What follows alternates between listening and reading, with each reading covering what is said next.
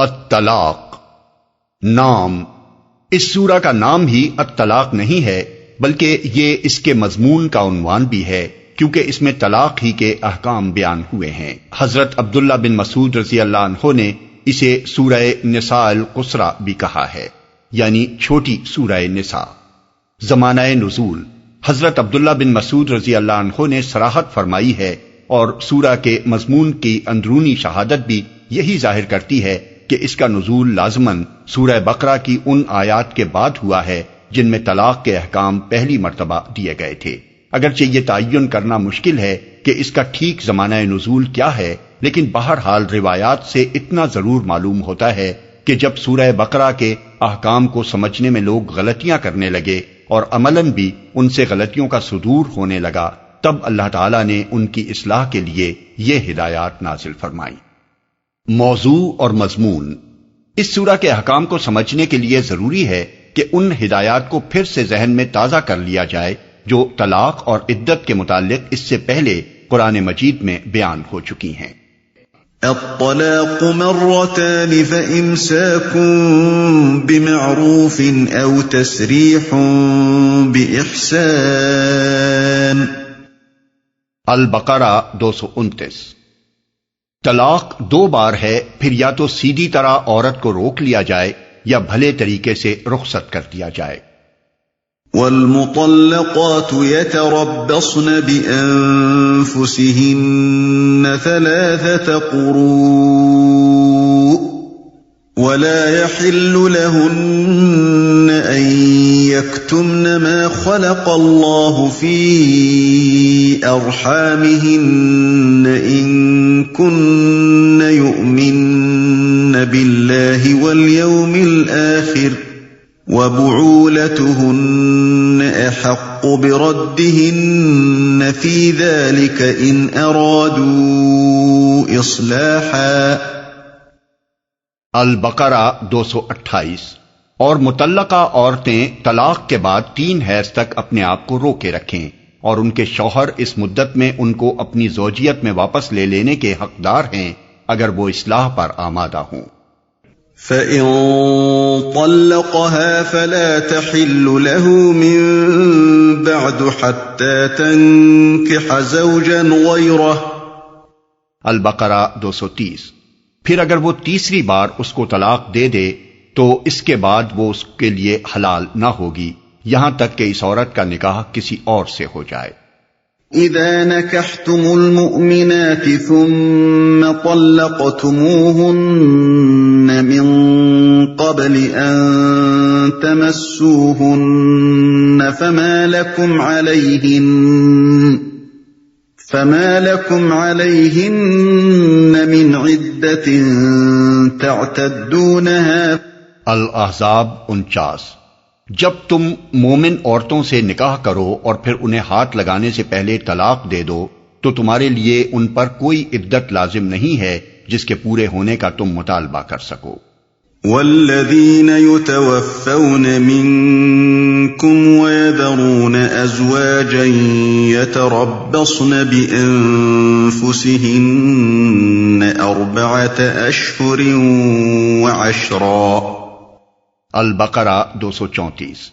اور تم میں سے جو لوگ مر جائیں اور پیچھے بیویاں چھوڑ جائیں تو وہ عورتیں 4 مہینے 10 دن تک اپنے آپ کو روکے رکھیں۔ ان آیات میں جو قواعد مقرر کیے گئے تھے وہ یہ تھے: ایک مرد زیادہ سے زیادہ اپنی بیوی کو 3 طلاق دے سکتا ہے۔ 2 1 یا 2 طلاق دینے کی صورت میں عدت کے اندر شوہر کو رجوع کا حق رہتا ہے، اور عدت گزر جانے کے بعد وہی مرد و عورت پھر نکاح کرنا چاہیں تو کر سکتے ہیں، اس کے لیے تحلیل کی کوئی شرط نہیں ہے۔ لیکن اگر مرد 3 طلاق دے دے تو عدت کے اندر رجوع کا حق ساقط ہو جاتا ہے، اور دوبارہ نکاح بھی اس وقت تک نہیں ہو سکتا جب تک عورت کا نکاح کسی اور مرد سے نہ ہو جائے اور وہ کبھی اپنی مرضی سے اس کو طلاق نہ دے دے۔ 3 مدخولہ عورت جس کو حیض آتا ہو، اس کی عدت یہ ہے کہ اسے طلاق کے بعد 3 مرتبہ حیض آ جائے۔ 1 طلاق یا 2 طلاق کی صورت میں اس عدت کے معنی یہ ہیں کہ عورت ابھی تک اس شخص کی زوجیت میں ہے اور وہ عدت کے اندر اس سے رجوع کر سکتا ہے، لیکن اگر مرد 3 طلاق دے چکا ہو تو یہ عدت رجوع کی گنجائش کے لیے نہیں ہے، بلکہ صرف اس لیے ہے کہ اس کے ختم ہونے سے پہلے عورت کسی اور شخص سے نکاح نہیں کر سکتی۔ 4، غیر مدخولہ عورت جسے ہاتھ لگانے سے پہلے ہی طلاق دے دی جائے اس کے لیے کوئی عدت نہیں ہے، وہ چاہے تو طلاق کے بعد فوراً نکاح کر سکتی ہے۔ 5، جس عورت کا شوہر مر جائے اس کی عدت 4 مہینے 10 دن ہے۔ اب یہ بات اچھی طرح سمجھ لینی چاہیے کہ سورہ طلاق ان قواعد میں سے کسی قاعدے کو منسوخ کرنے یا اس میں ترمیم کرنے کے لیے نازل نہیں ہوئی ہے، بلکہ 2 مقاصد کے لیے نازل ہوئی ہے۔ ایک یہ کہ مرد کو طلاق کا جو اختیار دیا گیا ہے اسے استعمال کرنے کے ایسے حکیمانہ طریقے بتائے جائیں جن سے حتی الامکان علیحدگی کی نوبت نہ آنے پائے، اور علیحدگی ہو تو بدرجہ آخر ایسی حالت میں ہو جبکہ باہمی موافقت کے سارے امکانات ختم ہو چکے ہوں، کیونکہ خدا کی شریعت میں طلاق کی گنجائش صرف ایک ناگزیر ضرورت کے طور پر رکھی گئی ہے، ورنہ اللہ تعالیٰ اس بات کو سخت ناپسند فرماتا ہے کہ ایک مرد اور ایک عورت کے درمیان جو ازدواجی تعلق قائم ہو چکا ہو وہ پھر کبھی ٹوٹ جائے۔ نبی صلی اللہ علیہ وسلم کا ارشاد ہے کہ اللہ نے کسی ایسی چیز کو حلال نہیں کیا ہے جو طلاق سے بڑھ کر اسے ناپسند ہو، اور تمام حلال چیزوں میں اللہ کو سب سے زیادہ ناپسند طلاق ہے۔ ابو داؤد۔ دوسرا مقصد یہ ہے کہ سورہ بقرہ کے احکام کے بعد جو مزید مسائل جواب طلب باقی رہ گئے تھے ان کا جواب دے کر اسلام کے آئلی قانون کے اس شعبے کی تکمیل کر دی جائے۔ اس سلسلے میں یہ بتایا گیا ہے کہ جن مدخولہ عورتوں کو حیض آنا بند ہو گیا ہو یا جنہیں ابھی حیض آنا شروع ہی نہ ہوا ہو، طلاق کی صورت میں ان کی عدت کیا ہوگی، اور جو عورت حاملہ ہو اسے اگر طلاق دے دی جائے یا اس کا شوہر مر جائے تو اس کی عدت کی مدت کیا ہے، اور مختلف قسم کی متعلقہ عورتوں کے نفقے اور سکونت کا انتظام کس طرح ہوگا، اور جس بچے کے والدین طلاق کے ذریعے سے الگ ہو چکے ہوں اس کی رضاعت کا انتظام کس طرح کیا جائے۔ بسم اللہ الرحمن الرحیم۔ شروع اللہ کے نام سے جو رحمان و رحیم ہے۔ یا ایہا النبی اذا طلقتم النساء فطلقوهن لعدتهن وأحصوا العدة واتقوا الله ربكم لا تخرجوهن من بيوتهن ولا يخرجن إلا أن يأتين بفاحشة مبينة وتلك حدود الله ومن يتعد حدود الله فقد ظلم نفسه لا تدري لعل الله يحدث بعد ذلك امرا۔ اے نبی، جب تم لوگ عورتوں کو طلاق دو تو انہیں ان کی عدت کے لیے طلاق دیا کرو، اور عدت کے زمانے کا ٹھیک ٹھیک شمار کرو، اور اللہ سے ڈرو جو تمہارا رب ہے۔ زمانہ عدت میں نہ تم انہیں ان کے گھروں سے نکالو اور نہ وہ خود نکلیں، الا یہ کہ وہ کسی صریح برائی کی مرتکب ہوں۔ یہ اللہ کی مقرر کردہ حدیں ہیں، اور جو کوئی اللہ کی حدوں سے تجاوز کرے گا وہ اپنے اوپر خود ظلم کرے گا۔ تم نہیں جانتے شاید اس کے بعد اللہ موافقت کی کوئی صورت پیدا کرتے۔ ان کی عدت کے لیے طلاق دیا کرو، یعنی تم لوگ طلاق دینے کے معاملے میں یہ جلد بازی نہ کیا کرو کہ یوں ہی میاں بیوی میں کوئی جھگڑا ہوا فوراً ہی غصے میں آ کر طلاق دے ڈالی، اور نکاح کا جھٹکا اس طرح کیا کہ رجوع کی گنجائش بھی نہ چھوڑی، بلکہ جب تمہیں بیویوں کو طلاق دینا ہو تو ان کی عدت کے لیے دیا کرو۔ عدت کے لیے طلاق دینے کے 2 مطلب ہیں، اور دونوں ہی یہاں مراد ہیں۔ ایک مطلب اس کا یہ ہے کہ عدت کا آغاز کرنے کے لیے طلاق دو، یا بالفاظ دیگر اس وقت طلاق دو جس سے ان کی عدت شروع ہوتی ہو۔ یہ بات سورہ بقرہ آیت نمبر 228 میں بتائی جا چکی ہے کہ جس مدخولہ عورت کو حیض آتا ہو اس کی عدت طلاق کے بعد 3 مرتبہ حیض آنا ہے۔ اس حکم کو نگاہ میں رکھ کر دیکھا جائے تو تو عدت کا آغاز کرنے کے لیے طلاق دینے کی صورت لازماً یہی ہو سکتی ہے کہ عورت کو حالت حیض میں طلاق نہ دی جائے، کیونکہ اس کی عدت اس حیض سے شروع نہیں ہو سکتی جس میں اسے طلاق دی گئی ہو، اور اس حالت میں طلاق دینے کے معنی یہ ہو جاتے ہیں کہ اللہ کے حکم کے خلاف عورت کی عدت 3 حیض کے بجائے 4 حیض بن جائے۔ مزید برآں اس حکم کا تقاضا یہ بھی ہے کہ عورت کو اس طہر میں طلاق نہ دی جائے جس میں شوہر اس سے مباشرت کر چکا ہو، کیونکہ اس صورت میں طلاق دیتے وقت شوہر اور بیوی دونوں میں سے کسی کو بھی یہ معلوم نہیں ہو سکتا کہ آیا مباشرت کے نتیجے میں کوئی حمل قرار پا گیا ہے یا نہیں۔ اس وجہ سے عدت کا آغاز نہ اس مفروضے پر کیا جا سکتا ہے کہ یہ عدت آئندہ حیضوں کے اعتبار سے ہوگی، اور نہ اسی مفروضے پر کیا جا سکتا ہے کہ یہ حاملہ عورت کی عدت ہوگی۔ پس یہ حکم بیک وقت 2 باتوں کا مقتضی ہے، ایک یہ کہ حیض کی حالت میں طلاق نہ دی جائے، دوسرے یہ کہ طلاق یا تو اس طہر میں دی جائے جس میں مباشرت نہ کی گئی ہو، یا پھر اس حالت میں دی جائے جب کہ عورت کا حاملہ ہونا معلوم ہو۔ غور کیا جائے تو محسوس ہوگا کہ طلاق پر یہ قیدیں لگانے میں بہت بڑی مصلحتیں ہیں۔ حیض کی حالت میں طلاق نہ دینے کی مصلحت یہ ہے کہ یہ وہ حالت ہوتی ہے جس میں عورت اور مرد کے درمیان مباشرت ممنوع ہونے کی وجہ سے ایک طرح کا بعد پیدا ہو جاتا ہے، اور طبی حیثیت سے بھی یہ بات ثابت ہے کہ اس حالت میں عورت کا مزاج معمول پر نہیں رہتا۔ اس لیے اگر اس وقت دونوں کے درمیان کوئی جھگڑا ہو جائے تو عورت اور مرد دونوں اسے رفع کرنے کے معاملے میں ایک حد تک بے بس ہوتے ہیں، اور جھگڑے سے طلاق تک نوبت پہنچانے کے بجائے اگر عورت کے حیض سے فارغ ہونے تک انتظار کر لیا جائے تو اس امر کا کافی امکان ہوتا ہے کہ عورت کا مزاج بھی معمول پر آ جائے، اور دونوں کے درمیان فطرت نے جو طبعی کشش رکھی ہے وہ بھی اپنا کام کر کے دونوں کو پھر سے جوڑ دے۔ اسی طرح جس طہر میں مباشرت کی جا چکی ہو اس میں طلاق کے ممنوع ہونے کی مصلحت یہ ہے کہ اس زمانے میں اگر حمل قرار پا جائے تو مرد اور عورت دونوں میں سے کسی کو بھی اس کا علم نہیں ہو سکتا، اس لیے وہ وقت طلاق دینے کے لیے موزوں نہیں ہے۔ حمل کا علم ہو جانے کی صورت میں تو مرد بھی 10 مرتبہ سوچے گا کہ جس عورت کے پیٹ میں اس کا بچہ پرورش پا رہا ہے اسے طلاق دے یا نہ دے، اور عورت بھی اپنے اور اپنے بچے کے مستقبل کا خیال کر کے شوہر کی ناراضی کے اسباب دور کرنے کی پوری کوشش کرے گی، لیکن اندھیرے میں بے سوچے سمجھے تیر چلا بیٹھنے کے بعد اگر معلوم ہو کہ حمل قرار پا چکا تھا تو دونوں کو پچھتانا پڑے گا۔ یہ تو ہے عدت کے لیے طلاق دینے کا پہلا مطلب، جس کا اطلاق صرف ان مدخولہ عورتوں پر ہوتا ہے جن کو حیض آتا ہو اور جن کے حاملہ ہونے کا امکان ہو۔ اب رہا اس کا دوسرا مطلب تو وہ یہ ہے کہ طلاق دینا ہو تو عدت تک کے لیے طلاق دو، یعنی بیک وقت 3 طلاق دے کر ہمیشہ کی علیحدگی کے لیے طلاق نہ دے بیٹھو، بلکہ 1 یا حد سے حد 2 طلاقیں دے کر عدت تک انتظار کرو، تاکہ اس مدت میں ہر وقت تمہارے لیے رجوع کی گنجائش باقی رہے۔ اس مطلب کے لحاظ سے یہ حکم ان مدخولہ عورتوں کے معاملے میں بھی مفید ہے جن کو حیض آتا ہو، اور ان کے معاملے میں بھی مفید ہے جن کو حیض آنا بند ہو گیا ہو، یا جنہیں ابھی حیض آنا شروع نہ ہوا ہو، یا جن کا طلاق کے وقت حاملہ ہونا معلوم ہو۔ اس فرمان الہی کی پیروی کی جائے تو کسی شخص کو بھی طلاق دے کر پچھتانا نہ پڑے، کیونکہ اس طرح طلاق دینے سے عدت کے اندر رجوع بھی ہو سکتا ہے،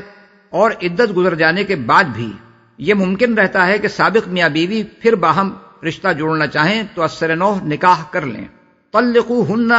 لعدتہن کہ یہی معنی اکابر مفسرین نے بیان کیے ہیں۔ ابن عباس رضی اللہ عنہ اس کی تفسیر میں فرماتے ہیں کہ طلاق حیض کی حالت میں نہ دے، اور نہ اس طہر میں دے جس کے اندر شوہر مباشرت کر چکا ہو، بلکہ اسے چھوڑے رکھے یہاں تک کہ حیض سے فارغ ہو کر وہ طاہر ہو جائے، پھر اسے 1 طلاق دے دے۔ اس صورت میں اگر وہ رجوع نہ بھی کرے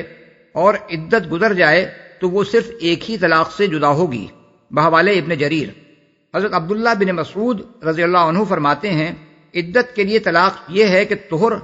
کی حالت میں مباشرت کیے بغیر طلاق دی جائے۔ یہی تفسیر حضرت عبداللہ بن عمر، عطا، مجاہد، میمون بن مہران، مقاتل بن حیان اور ضحاک رحمہم اللہ سے مروی ہے، بحوالے ابن کثیر۔ اکرمہ اس کا مطلب بیان کرتے ہیں طلاق اس حالت میں دے کہ عورت کا حاملہ ہونا معلوم ہو، اور اس حالت میں نہ دے کہ وہ اس سے مباشرت کر چکا ہو اور کچھ پتہ نہ ہو کہ وہ حاملہ ہو گئی یا نہیں، بحوالے ابن کثیر۔ حضرت حسن بصری اور ابن سیرین دونوں کہتے ہیں طہر کی حالت میں مباشرت کیے بغیر طلاق دی جائے یا پھر اس حالت میں دی جائے جبکہ حمل ظاہر ہو چکا ہو، بحوالے ابن جریر۔ اس آیت کے منشا کو بہترین طریقے سے خود رسول اللہ صلی اللہ علیہ وسلم نے اس موقع پر واضح فرمایا تھا جب حضرت عبداللہ بن عمر نے اپنی بیوی کو حیض کی حالت میں طلاق دے دی تھی۔ اس واقعے کی تفصیلات قریب قریب حدیث کی تمام کتابوں میں نقل ہوئی ہیں اور وہی در حقیقت اس معاملے میں قانون کی ماخذ ہیں۔ قصہ اس کا یہ ہے کہ جب حضرت عبداللہ نے اپنی بیوی کو حیض کی حالت میں طلاق دی تو حضرت عمر رضی اللہ عنہ نے جا کر حضور صلی اللہ علیہ وسلم سے اس کا ذکر کیا۔ آپ سن کر سخت ناراض ہوئے اور فرمایا کہ اس کو حکم دو کہ بیوی سے رجوع کر لے اور اسے اپنی زوجیت میں روکے رکھے یہاں تک کہ وہ طاہر ہو، پھر اسے حیض آئے اور اس سے بھی فارغ ہو کر وہ پاک ہو جائے۔ اس کے بعد اگر وہ اسے طلاق دینا چاہے تو طہر کی حالت میں مباشرت کیے بغیر طلاق دے۔ یہی وہ عدت ہے جس کے لیے طلاق دینے کا اللہ عز و جل نے حکم دیا ہے۔ ایک روایت کے الفاظ یہ ہیں کہ یا تو طہر کی حالت میں مباشرت کیے بغیر طلاق دے یا پھر ایسی حالت میں دے جب کہ اس کا حمل ظاہر ہو چکا ہو۔ اس آیت کے منشا پر مزید روشنی چند اور احادیث بھی ڈالتی ہیں جو رسول اللہ صلی اللہ علیہ وسلم اور اکابر صحابہ سے منقول ہیں۔ نسائی میں روایت ہے کہ رسول اللہ صلی اللہ علیہ وسلم کو اطلاع دی گئی کہ ایک شخص نے اپنی بیوی کو بیک وقت 3 طلاقیں دے ڈالی ہیں۔ حضور صلی اللہ علیہ وسلم یہ سن کر غصے میں کھڑے ہو گئے اور فرمایا ایلعبوا بکتاب اللہ وانا بین اظہرکم، یعنی کیا اللہ کی کتاب کے ساتھ کھیل کیا جا رہا ہے حالانکہ میں تمہارے درمیان موجود ہوں۔ اس حرکت پر حضور کے غصے کی کیفیت دیکھ کر ایک شخص نے پوچھا کیا میں اسے قتل نہ کر دوں؟ عبد الرزاق نے حضرت عبادہ بن صامت کے متعلق روایت نقل کی ہے کہ ان کے والد نے اپنی بیوی کو 1000 طلاقیں دے ڈالیں۔ انہوں نے جا کر رسول اللہ صلی اللہ علیہ وسلم سے مسئلہ پوچھا۔ آپ نے فرمایا بانت منہ بثلاث فی معصیت اللہ تعالی وبقا 900 و97 ظلما وعدوانا انشاء اللہ عذبہ وانشاء غفر لہ، یعنی 3 طلاقوں کے ذریعے سے تو اللہ کی نافرمانی کے ساتھ وہ عورت اس سے جدا ہو گئی اور 997 ظلم اور عدوان کے طور پر باقی رہ گئے جن پر اللہ چاہے تو اسے عذاب دے اور چاہے تو معاف کر دے۔ حضرت عبداللہ بن عمر کے قصے کی جو تفصیل دارقطنی اور ابن ابی شیبہ میں روایت ہوئی ہے، اس میں ایک بات یہ بھی ہے کہ حضور صلی اللہ علیہ وسلم نے جب حضرت عبداللہ بن عمر کو بیوی سے رجوع کرنے کا حکم دیا تو انہوں نے پوچھا اگر میں اس کو 3 طلاق دے دیتا تو کیا پھر بھی میں رجوع کر سکتا تھا؟ حضور صلی اللہ علیہ وسلم نے جواب دیا لا کانت تبین من کا و کانت معصیہ، یعنی نہیں، وہ تجھ سے جدا ہو جاتی اور یہ فعل معصیت ہوتا۔ ایک روایت میں آپ کے الفاظ یہ ہیں کہ اذا قد عصیت ربک و بانت منکم راتک، یعنی اگر تم ایسا کرتے تو اپنے رب کی نافرمانی کرتے اور تمہاری بیوی تم سے جدا ہو جاتی۔ صحابہ کرام سے اس بارے میں جو فتاوی منقول ہیں وہ بھی حضور صلی اللہ علیہ وسلم کے انہی ارشادات سے مطابقت رکھتے ہیں۔ معطا میں ہے کہ ایک شخص نے آ کر حضرت عبداللہ بن مسعود رضی اللہ عنہ سے کہا میں نے اپنی بیوی کو 8 طلاقیں دے ڈالی ہیں۔ ابن مسعود رضی اللہ عنہ نے پوچھا پھر اس پر تمہیں کیا فتویٰ دیا گیا؟ اس نے عرض کیا مجھ سے کہا گیا ہے کہ عورت مجھ سے جدا ہو گئی۔ آپ نے فرمایا صدقوا هو مثل ما یقولون، یعنی لوگوں نے سچ کہا، مسئلہ یہی ہے جو وہ بیان کرتے ہیں۔ عبد الرزاق نے علقمہ سے روایت نقل کی ہے کہ ایک شخص نے ابن مسعود رضی اللہ عنہ سے کہا میں نے اپنی بیوی کو 99 طلاقیں دے ڈالی ہیں۔ انہوں نے فرمایا ثلاثہ بینھا وسائرہن عدوان، یعنی 3 طلاقیں اسے جدا کرتی ہیں، باقی سب زیادتیاں ہیں۔ وکیع بن الجراح نے اپنی سنن میں حضرت عثمان اور علی رضی اللہ عنہما دونوں کا یہی مسلک نقل کیا ہے۔ حضرت عثمان رضی اللہ عنہ سے ایک شخص نے آ کر عرض کیا کہ میں اپنی بیوی کو 1000 طلاقیں دے بیٹھا ہوں۔ انہوں نے فرمایا بانت من کا بثلاث، یعنی وہ 3 طلاقوں سے تجھ سے جدا ہو گئی۔ ایسا ہی واقعہ حضرت علی رضی اللہ عنہ کے سامنے پیش ہوا تو انہوں نے جواب دیا بانت من کا بثلاث وقسم سائرہن علی نسائک، یعنی 3 طلاقوں سے تو وہ تجھ سے جدا ہو گئی، باقی طلاقوں کو اپنی دوسری عورتوں پر تقسیم کرتا پھر۔ ابو داؤد اور ابن جریر نے تھوڑے لفظی فرق کے ساتھ مجاہد کی روایت نقل کی ہے کہ وہ ابن عباس کے پاس بیٹھے تھے، اتنے میں ایک شخص آیا اور اس نے کہا کہ میں اپنی بیوی کو 3 طلاقیں دے بیٹھا ہوں۔ ابن عباس سن کر خاموش رہے، حتیٰ کہ میں نے خیال کیا شاید یہ اس کی بیوی کو اس کی طرف پلٹا دینے والے ہیں۔ پھر انہوں نے فرمایا تم میں سے ایک شخص پہلے طلاق دینے میں حماقت کا ارتکاب کر گزرتا ہے، اس کے بعد آ کر کہتا ہے یا ابن عباس یا ابن عباس، حالانکہ اللہ تعالیٰ نے فرمایا ہے کہ جو کوئی اللہ سے ڈرتے ہوئے کام کرے گا اللہ اس کے لیے مشکلات سے نکلنے کا راستہ پیدا کر دے گا، اور تو نے اللہ سے تقوی نہیں کیا، اب میں تیرے لیے کوئی راستہ نہیں پاتا، تو نے اپنے رب کی نافرمانی کی اور تیری بیوی تجھ سے جدا ہو گئی۔ ایک اور روایت جسے موطا اور تفسیر ابن جریر میں کچھ لفظی فرق کے ساتھ مجاہدی سے نقل کیا گیا ہے، اس میں یہ ذکر ہے کہ ایک شخص نے اپنی بیوی کو 100 طلاقیں دے دیں۔ پھر ابن عباس سے مسئلہ پوچھا، انہوں نے جواب دیا 3 طلاقوں سے تو وہ تجھ سے جدا ہو گئی، باقی 97 سے تو نے اللہ کی آیات کو کھیل بنایا۔ یہ موطا کے الفاظ ہیں۔ ابن جریر میں ابن عباس کے جواب کے الفاظ یہ ہیں، تو نے اپنے رب کی نافرمانی کی اور تیری بیوی تجھ سے جدا ہو گئی، اور تو نے اللہ کا خوف نہیں کیا کہ وہ تیرے لیے اس مشکل سے نکلنے کا کوئی راستہ پیدا کرتا۔ امام طحاوی نے روایت نقل کی ہے کہ ایک شخص ابن عباس کے پاس آیا اور اس نے کہا، میرے چچا نے اپنی بیوی کو 3 طلاقیں دے ڈالی ہیں۔ انہوں نے جواب دیا، ان عمک عصى اللہ فاسم واطاع الشیطان فلم یجعل له مخرجا، یعنی تیرے چچا نے اللہ کی نافرمانی کی اور گناہ کا ارتکاب کیا اور شیطان کی پیروی کی، اللہ نے اس کے لیے اس مشکل سے نکلنے کا کوئی راستہ نہیں رکھا ہے۔ ابو داؤد اور موطا میں ہے کہ ایک شخص نے اپنی بیوی کو خلوت سے پہلے 3 طلاقیں دے دیں، پھر اس سے دوبارہ نکاح کرنا چاہا اور فتویٰ پوچھنے نکلا۔ حدیث کے راوی محمد بن ایاس بن بکیر کہتے ہیں کہ میں اس کے ساتھ ابن عباس اور ابو ہریرہ رضی اللہ عنہما کے پاس گیا، دونوں کا جواب یہ تھا، انکا ارسلت من یدک ما کان من فضل، یعنی تیرے لیے جو گنجائش تھی تو نے اسے اپنے ہاتھ سے چھوڑ دیا۔ زمخشری نے کشاف میں بیان کیا ہے کہ حضرت عمر رضی اللہ عنہ کے پاس جو شخص بھی ایسا آتا جس نے اپنی بیوی کو 3 طلاقیں دے دی ہوں، اسے وہ مارتے تھے اور اس کی طلاقوں کو نافذ کر دیتے تھے۔ سعید بن منصور نے یہی بات صحیح سند کے ساتھ حضرت انس کی روایت سے نقل کی ہے۔ اس معاملے میں صحابہ کرام کی عام رائے، جسے ابن ابی شیبہ اور امام محمد نے ابراہیم نخعی رحمۃ اللہ علیہ سے نقل کیا ہے، یہ تھی، ان الصحابۃ رضی اللہ عنہم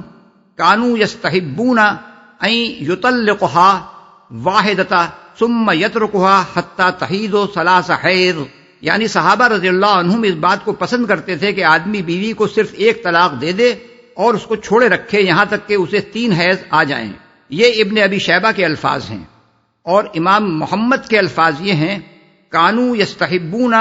الا تزیدوا فی الطلاق علی واحدۃ حتی تنقضی العدہ، یعنی ان کو پسند یہ طریقہ تھا کہ طلاق کے معاملے میں 1 سے زیادہ نہ بڑھیں یہاں تک کہ عدت پوری ہو جائے۔ ان احادیث و آثار کی مدد سے قرآن مجید کی مذکورہ بالا آیت کا منشا سمجھ کر فقہائے اسلام نے جو مفصل قانون مرتب کیا ہے اسے ہم ذیل میں نقل کرتے ہیں۔ 1، حنفیہ طلاق کی 3 قسمیں قرار دیتے ہیں، احسن، حسن اور بدعی۔ احسن طلاق یہ ہے کہ آدمی اپنی بیوی کو ایسے طہر میں جس کے اندر اس نے مجامعت نہ کی ہو صرف 1 طلاق دے کر عدت گزر جانے دے۔ حسن یہ ہے کہ ہر طہر میں 1 طلاق دے۔ اس صورت میں 3 طہروں میں 3 طلاق دینا بھی سنت کے خلاف نہیں ہے، اگرچہ بہتر یہی ہے کہ 1 ہی طلاق دے کر عدت گزر جانے دی جائے۔ اور طلاق بدعت یہ ہے کہ آدمی بیک وقت 3 طلاق دے دے، یا 1 ہی طہر کے اندر الگ الگ اوقات میں 3 طلاق دے، یا حیض کی حالت میں طلاق دے، یا ایسے طہر میں طلاق دے جس میں وہ مباشرت کر چکا ہو۔ ان میں سے جو فعل بھی وہ کرے گا گناہگار ہوگا۔ یہ تو ہے حکم ایسی مدخولہ عورت کا جسے حیض آتا ہو۔ رہی غیر مدخولہ عورت تو اسے سنت کے مطابق طہر اور حیض دونوں حالتوں میں طلاق دی جا سکتی ہے، اور اگر عورت ایسی مدخولہ ہو جسے حیض آنا بند ہو گیا ہو یا ابھی آنا شروع ہی نہ ہوا ہو تو اسے مباشرت کے بعد بھی طلاق دی جا سکتی ہے، کیونکہ اس کے حاملہ ہونے کا امکان نہیں ہے، اور عورت حاملہ ہو تو مباشرت کے بعد اسے بھی طلاق دی جا سکتی ہے کیونکہ اس کا حاملہ ہونا پہلے ہی معلوم ہے۔ لیکن ان تینوں قسم کی عورتوں کو سنت کے مطابق طلاق دینے کا طریقہ یہ ہے کہ 1 مہینے بعد طلاق دی جائے، اور احسن یہ ہے کہ صرف 1 طلاق دے کر عدت گزر جانے دی جائے۔ بحوالہ ہدایہ، فتح القدیر، احکام القرآن للجساس، عمدۃ القاری۔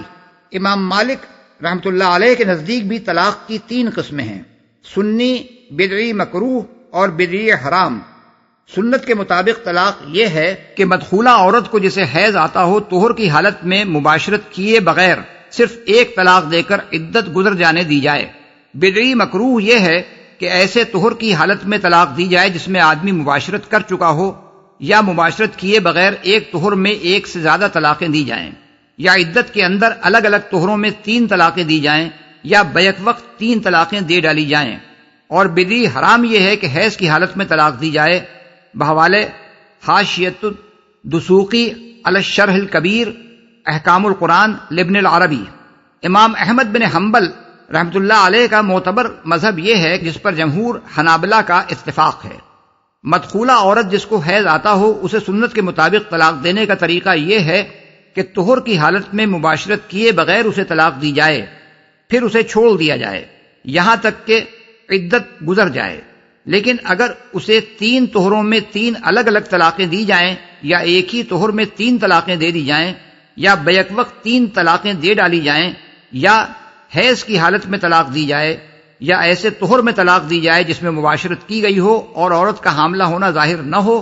تو یہ سب طلاقیں بدعت اور حرام ہیں۔ لیکن اگر عورت غیر مدخولہ ہو، یا ایسی مدخولہ ہو جسے حیض آنا بند ہو گیا ہو، یا ابھی حیض آنا شروع ہی نہ ہوا ہو، یا حاملہ ہو، تو اس کے معاملے میں نہ وقت کے لحاظ سے سنت و بدعت کا کوئی فرق ہے، نہ تعداد کے لحاظ سے۔ بحوالے الانصاف فی معرفت الراجح من الخلاف علی مذہب احمد بن حنبل، امام شافعی رحمۃ اللہ علیہ کے نزدیک طلاق کے معاملے میں سنت اور بدعت کا فرق صرف وقت کے لحاظ سے ہے، نہ کہ تعداد کے لحاظ سے۔ یعنی مدخولہ عورت جس کو حیض آتا ہو اسے حیض کی حالت میں طلاق دینا، یا جو حاملہ ہو سکتی ہو اسے ایسے طہر میں طلاق دینا جس میں مباشرت کی جا چکی ہو اور عورت کا حاملہ ہونا ظاہر نہ ہوا ہو، بدعت اور حرام ہے۔ رہی طلاقوں کی تعداد، تو خواہ بیک وقت 3 طلاقیں دی جائیں، یا ایک ہی طہر میں دی جائیں، یا الگ الگ طہروں میں دی جائیں، بہرحال یہ سنت کے خلاف نہیں ہیں۔ اور غیر مدخولہ عورت یا ایسی عورت جسے حیض آنا بند ہو گیا ہو، یا حیض آیا ہی نہ ہو، یا جس کا حاملہ ہونا ظاہر ہو چکا ہو، اس کے معاملے میں سنت اور بدعت کا کوئی فرق نہیں ہے، بحوالے مغنی المحتاج۔ 2، کسی طلاق کے بدعت، مکروہ، حرام یا گناہ ہونے کا مطلب ائمہ 4 کے نزدیک یہ نہیں ہے کہ وہ واقع ہی نہ ہو۔ چاروں مذاہب میں طلاق خواہ حیض کی حالت میں دی گئی ہو، یا بیک وقت 3 طلاقیں دے دی گئی ہوں، یا ایسے طہر میں طلاق دی گئی ہو جس میں مباشرت کی جا چکی ہو اور عورت کا حاملہ ہونا ظاہر نہ ہوا ہو، یا کسی اور ایسے طریقے سے دی گئی ہو جسے کسی امام نے بدعت قرار دیا ہے، بہرحال واقع ہو جاتی ہے اگرچہ آدمی گناہگار ہوتا ہے۔ لیکن بعض دوسرے مجتہدین نے اس مسئلے میں ائمہ 4 سے اختلاف کیا ہے۔ سعید بن المسیب اور بعض دوسرے تابعین کہتے ہیں کہ جو شخص سنت کے خلاف حیض کی حالت میں طلاق دے یا بیک وقت 3 طلاق دے دے، اس کی طلاق سرے سے واقع ہی نہیں ہوتی۔ یہی رائے امامیہ کی ہے، اور اس رائے کی بنیاد یہ ہے کہ ایسا کرنا چونکہ ممنوع ہے اور بدعت محرمہ ہے، اس لیے یہ غیر مؤثر ہے۔ حالانکہ اوپر جو احادیث ہم نقل کر آئے ہیں ان میں یہ بیان ہوا ہے کہ حضرت عبداللہ بن عمر نے جب بیوی کو حالت حیض میں طلاق دی تو حضور صلی اللہ علیہ وسلم نے انہیں رجوع کا حکم دیا۔ اگر یہ طلاق واقعی نہیں ہوئی ہوتی تو رجوع کا حکم دینے کے کیا معنی؟ اور یہ بھی بکثرت احادیث سے ثابت ہے کہ حضور صلی اللہ علیہ وسلم نے اور اکابر صحابہ رضوان اللہ تعالی علیہم اجمعین نے ایک سے زیادہ طلاق دینے والے کو اگرچہ گناہگار قرار دیا ہے مگر اس کی طلاق کو غیر مؤثر قرار نہیں دیا۔ طاؤوس اور اکرمہ کہتے ہیں کہ بیک وقت 3 طلاقیں دی جائیں تو صرف 1 طلاق واقع ہوتی ہے، اور اسی رائے کو امام ابن تیمیہ نے اختیار کیا ہے۔ ان کی اس رائے کا ماخذ یہ روایت ہے کہ ابو الصحباء نے ابن عباس سے پوچھا، کیا آپ کو معلوم نہیں ہے کہ رسول اللہ صلی اللہ علیہ وسلم اور حضرت ابو بکر رضی اللہ عنہ کے عہد میں اور حضرت عمر رضی اللہ عنہ کے ابتدائی دور میں 3 طلاقوں کو 1 قرار دیا جاتا تھا؟ انہوں نے جواب دیا، ہاں، بحوالے بخاری و مسلم، اور مسلم، ابو داؤد اور مسند احمد میں ابن عباس کا یہ قول نقل کیا گیا ہے کہ رسول اللہ صلی اللہ علیہ وسلم اور حضرت ابو بکر رضی اللہ عنہ کے عہد اور حضرت عمر رضی اللہ عنہ کی خلافت کے ابتدائی 2 سالوں میں 3 طلاق کو 1 قرار دیا جاتا تھا۔ پھر حضرت عمر رضی اللہ عنہ نے کہا کہ لوگ ایک ایسے معاملے میں جلد بازی کرنے لگے ہیں جس میں ان کے لیے سوچ سمجھ کر کام کرنے کی گنجائش رکھی گئی تھی، اب کیوں نہ ہم ان کے اس فعل کو نافذ کر دیں؟ چنانچہ انہوں نے اسے نافذ کر دیا۔ لیکن یہ رائے کئی وجوہ سے قابل قبول نہیں ہے۔ اول تو متعدد روایات کے مطابق ابن عباس کا اپنا فتویٰ اس کے خلاف تھا، جیسا کہ ہم اوپر نقل کر چکے ہیں۔ دوسرے یہ بات ان احادیث کے بھی خلاف پڑتی ہے جو نبی صلی اللہ علیہ وسلم اور اکابر صحابہ سے منقول ہوئی ہیں، جن میں بیک وقت 3 طلاق دینے والے کے متعلق یہ فتویٰ دیا گیا ہے کہ اس کی تینوں طلاقیں نافذ ہو جاتی ہیں۔ یہ احادیث بھی ہم نے اوپر نقل کر دی ہیں۔ تیسرے، خود ابن عباس رضی اللہ عنہ کی روایت سے معلوم ہوتا ہے کہ حضرت عمر نے صحابہ کے مجمع میں 3 طلاقوں کو نافذ کرنے کا اعلان فرمایا تھا، لیکن نہ اس وقت نہ اس کے بعد کبھی صحابہ میں سے کسی نے اس سے اختلاف کا اظہار کیا۔ اب کیا یہ تصور کیا جا سکتا ہے کہ حضرت عمر رضی اللہ عنہ سنت کے خلاف کسی کام کا فیصلہ کر سکتے تھے اور سارے صحابہ اس پر سکوت بھی اختیار کر سکتے تھے؟ مزید برآں رکانہ بن عبد یزید کے قصے میں ابو داؤد، ترمذی، ابن ماجہ، امام شافعی، دارمی اور حاکم نے یہ روایت نقل کی ہے کہ رکانہ نے جب ایک ہی مجلس میں اپنی بیوی کو 3 طلاقیں دیں تو رسول اللہ صلی اللہ علیہ وسلم نے ان کو حلف دے کر پوچھا کہ ان کی نیت ایک ہی طلاق دینے کی تھی، یعنی باقی 2 طلاقیں پہلی طلاق پر زور دینے کے لیے ان کی زبان سے نکلی تھیں،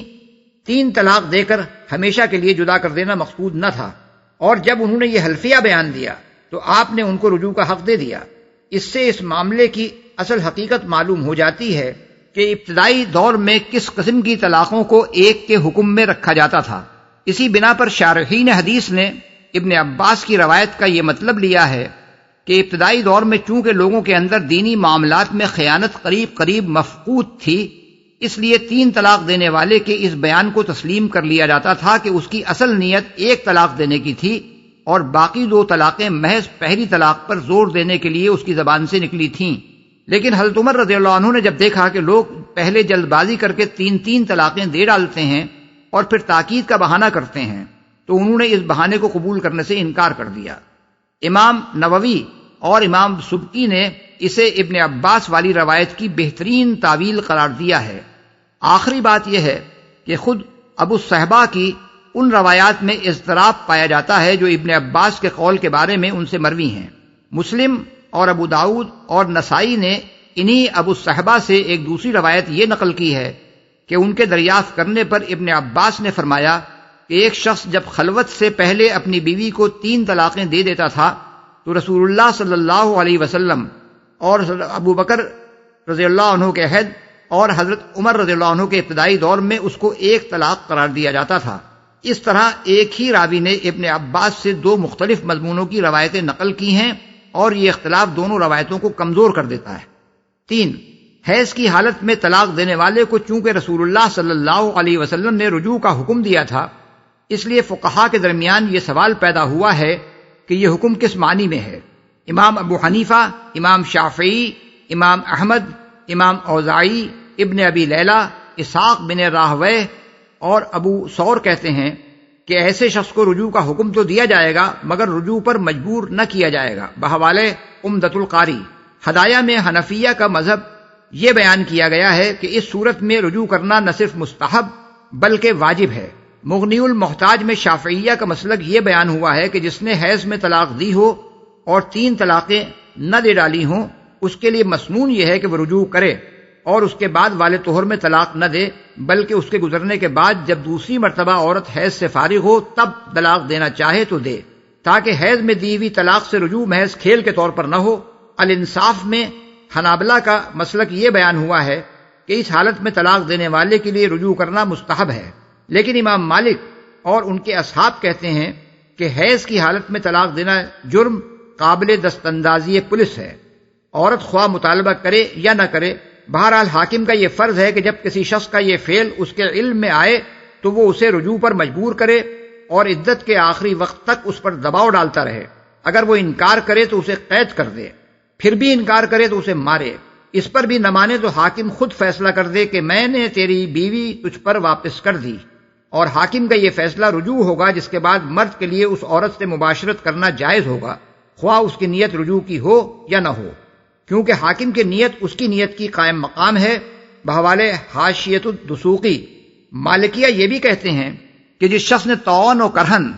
حیض میں دی ہوئی طلاق سے رجوع کر لیا ہو، وہ اگر طلاق ہی دینا چاہے تو اس کے لیے مستحب طریقہ یہ ہے کہ جس حیض میں اس نے طلاق دی ہے اس کے بعد والے طہر میں اسے طلاق نہ دے، بلکہ جب دوبارہ حیض آنے کے بعد وہ طاہر ہو اس وقت طلاق دے۔ طلاق سے متصل والے طہر میں طلاق نہ دینے کا حکم دراصل اس لیے دیا گیا ہے کہ حیض کی حالت میں طلاق دینے والے کا رجوع صرف زبانی کلامی نہ ہو، بلکہ اسے طہر کے زمانے میں عورت سے مباشرت کرنی چاہیے۔ پھر جس طہر میں مباشرت کی جا چکی ہو اس میں طلاق دینا چونکہ ممنوع ہے، لہذا طلاق دینے کا صحیح وقت اس کے بعد والا طہر ہی ہے، بحوالے حاشیۃ الدسوقی۔ 4. رجعی طلاق دینے والے کے لیے رجوع کا موقع کس وقت تک ہے؟ اس میں بھی فقہا کے درمیان اختلاف واقع ہوا ہے، اور یہ اختلاف اس سوال پر پیدا ہوا ہے کہ سورہ بقرہ کی آیت نمبر 228 میں ثلاثۃ قروء سے مراد 3 حیض ہیں یا 3 طہر؟ امام شافعی اور امام مالک رحمہم اللہ کے نزدیک قرأ سے مراد طہر ہے، اور یہ رائے حضرت عائشہ، ابن عمر اور زید بن ثابت رضی اللہ عنہم سے منقول ہے۔ حنفیہ کا مذہب یہ ہے کہ قرأ سے مراد حیض ہے، اور امام احمد بن حنبل کا معتبر مذہب بھی یہی ہے۔ یہ رائے چاروں خلفائے راشدین عبداللہ ابن مسعود، عبداللہ ابن عباس، ابی بن کعب، معاذ بن جبل، ابو الدرداء، عبادہ بن صامت اور ابو موسیٰ اشعری رضی اللہ عنہم سے منقول ہے۔ امام محمد نے موطا میں شعبی کا قول نقل کیا ہے کہ وہ رسول اللہ صلی اللہ علیہ وسلم کے 13 صحابیوں سے ملے ہیں،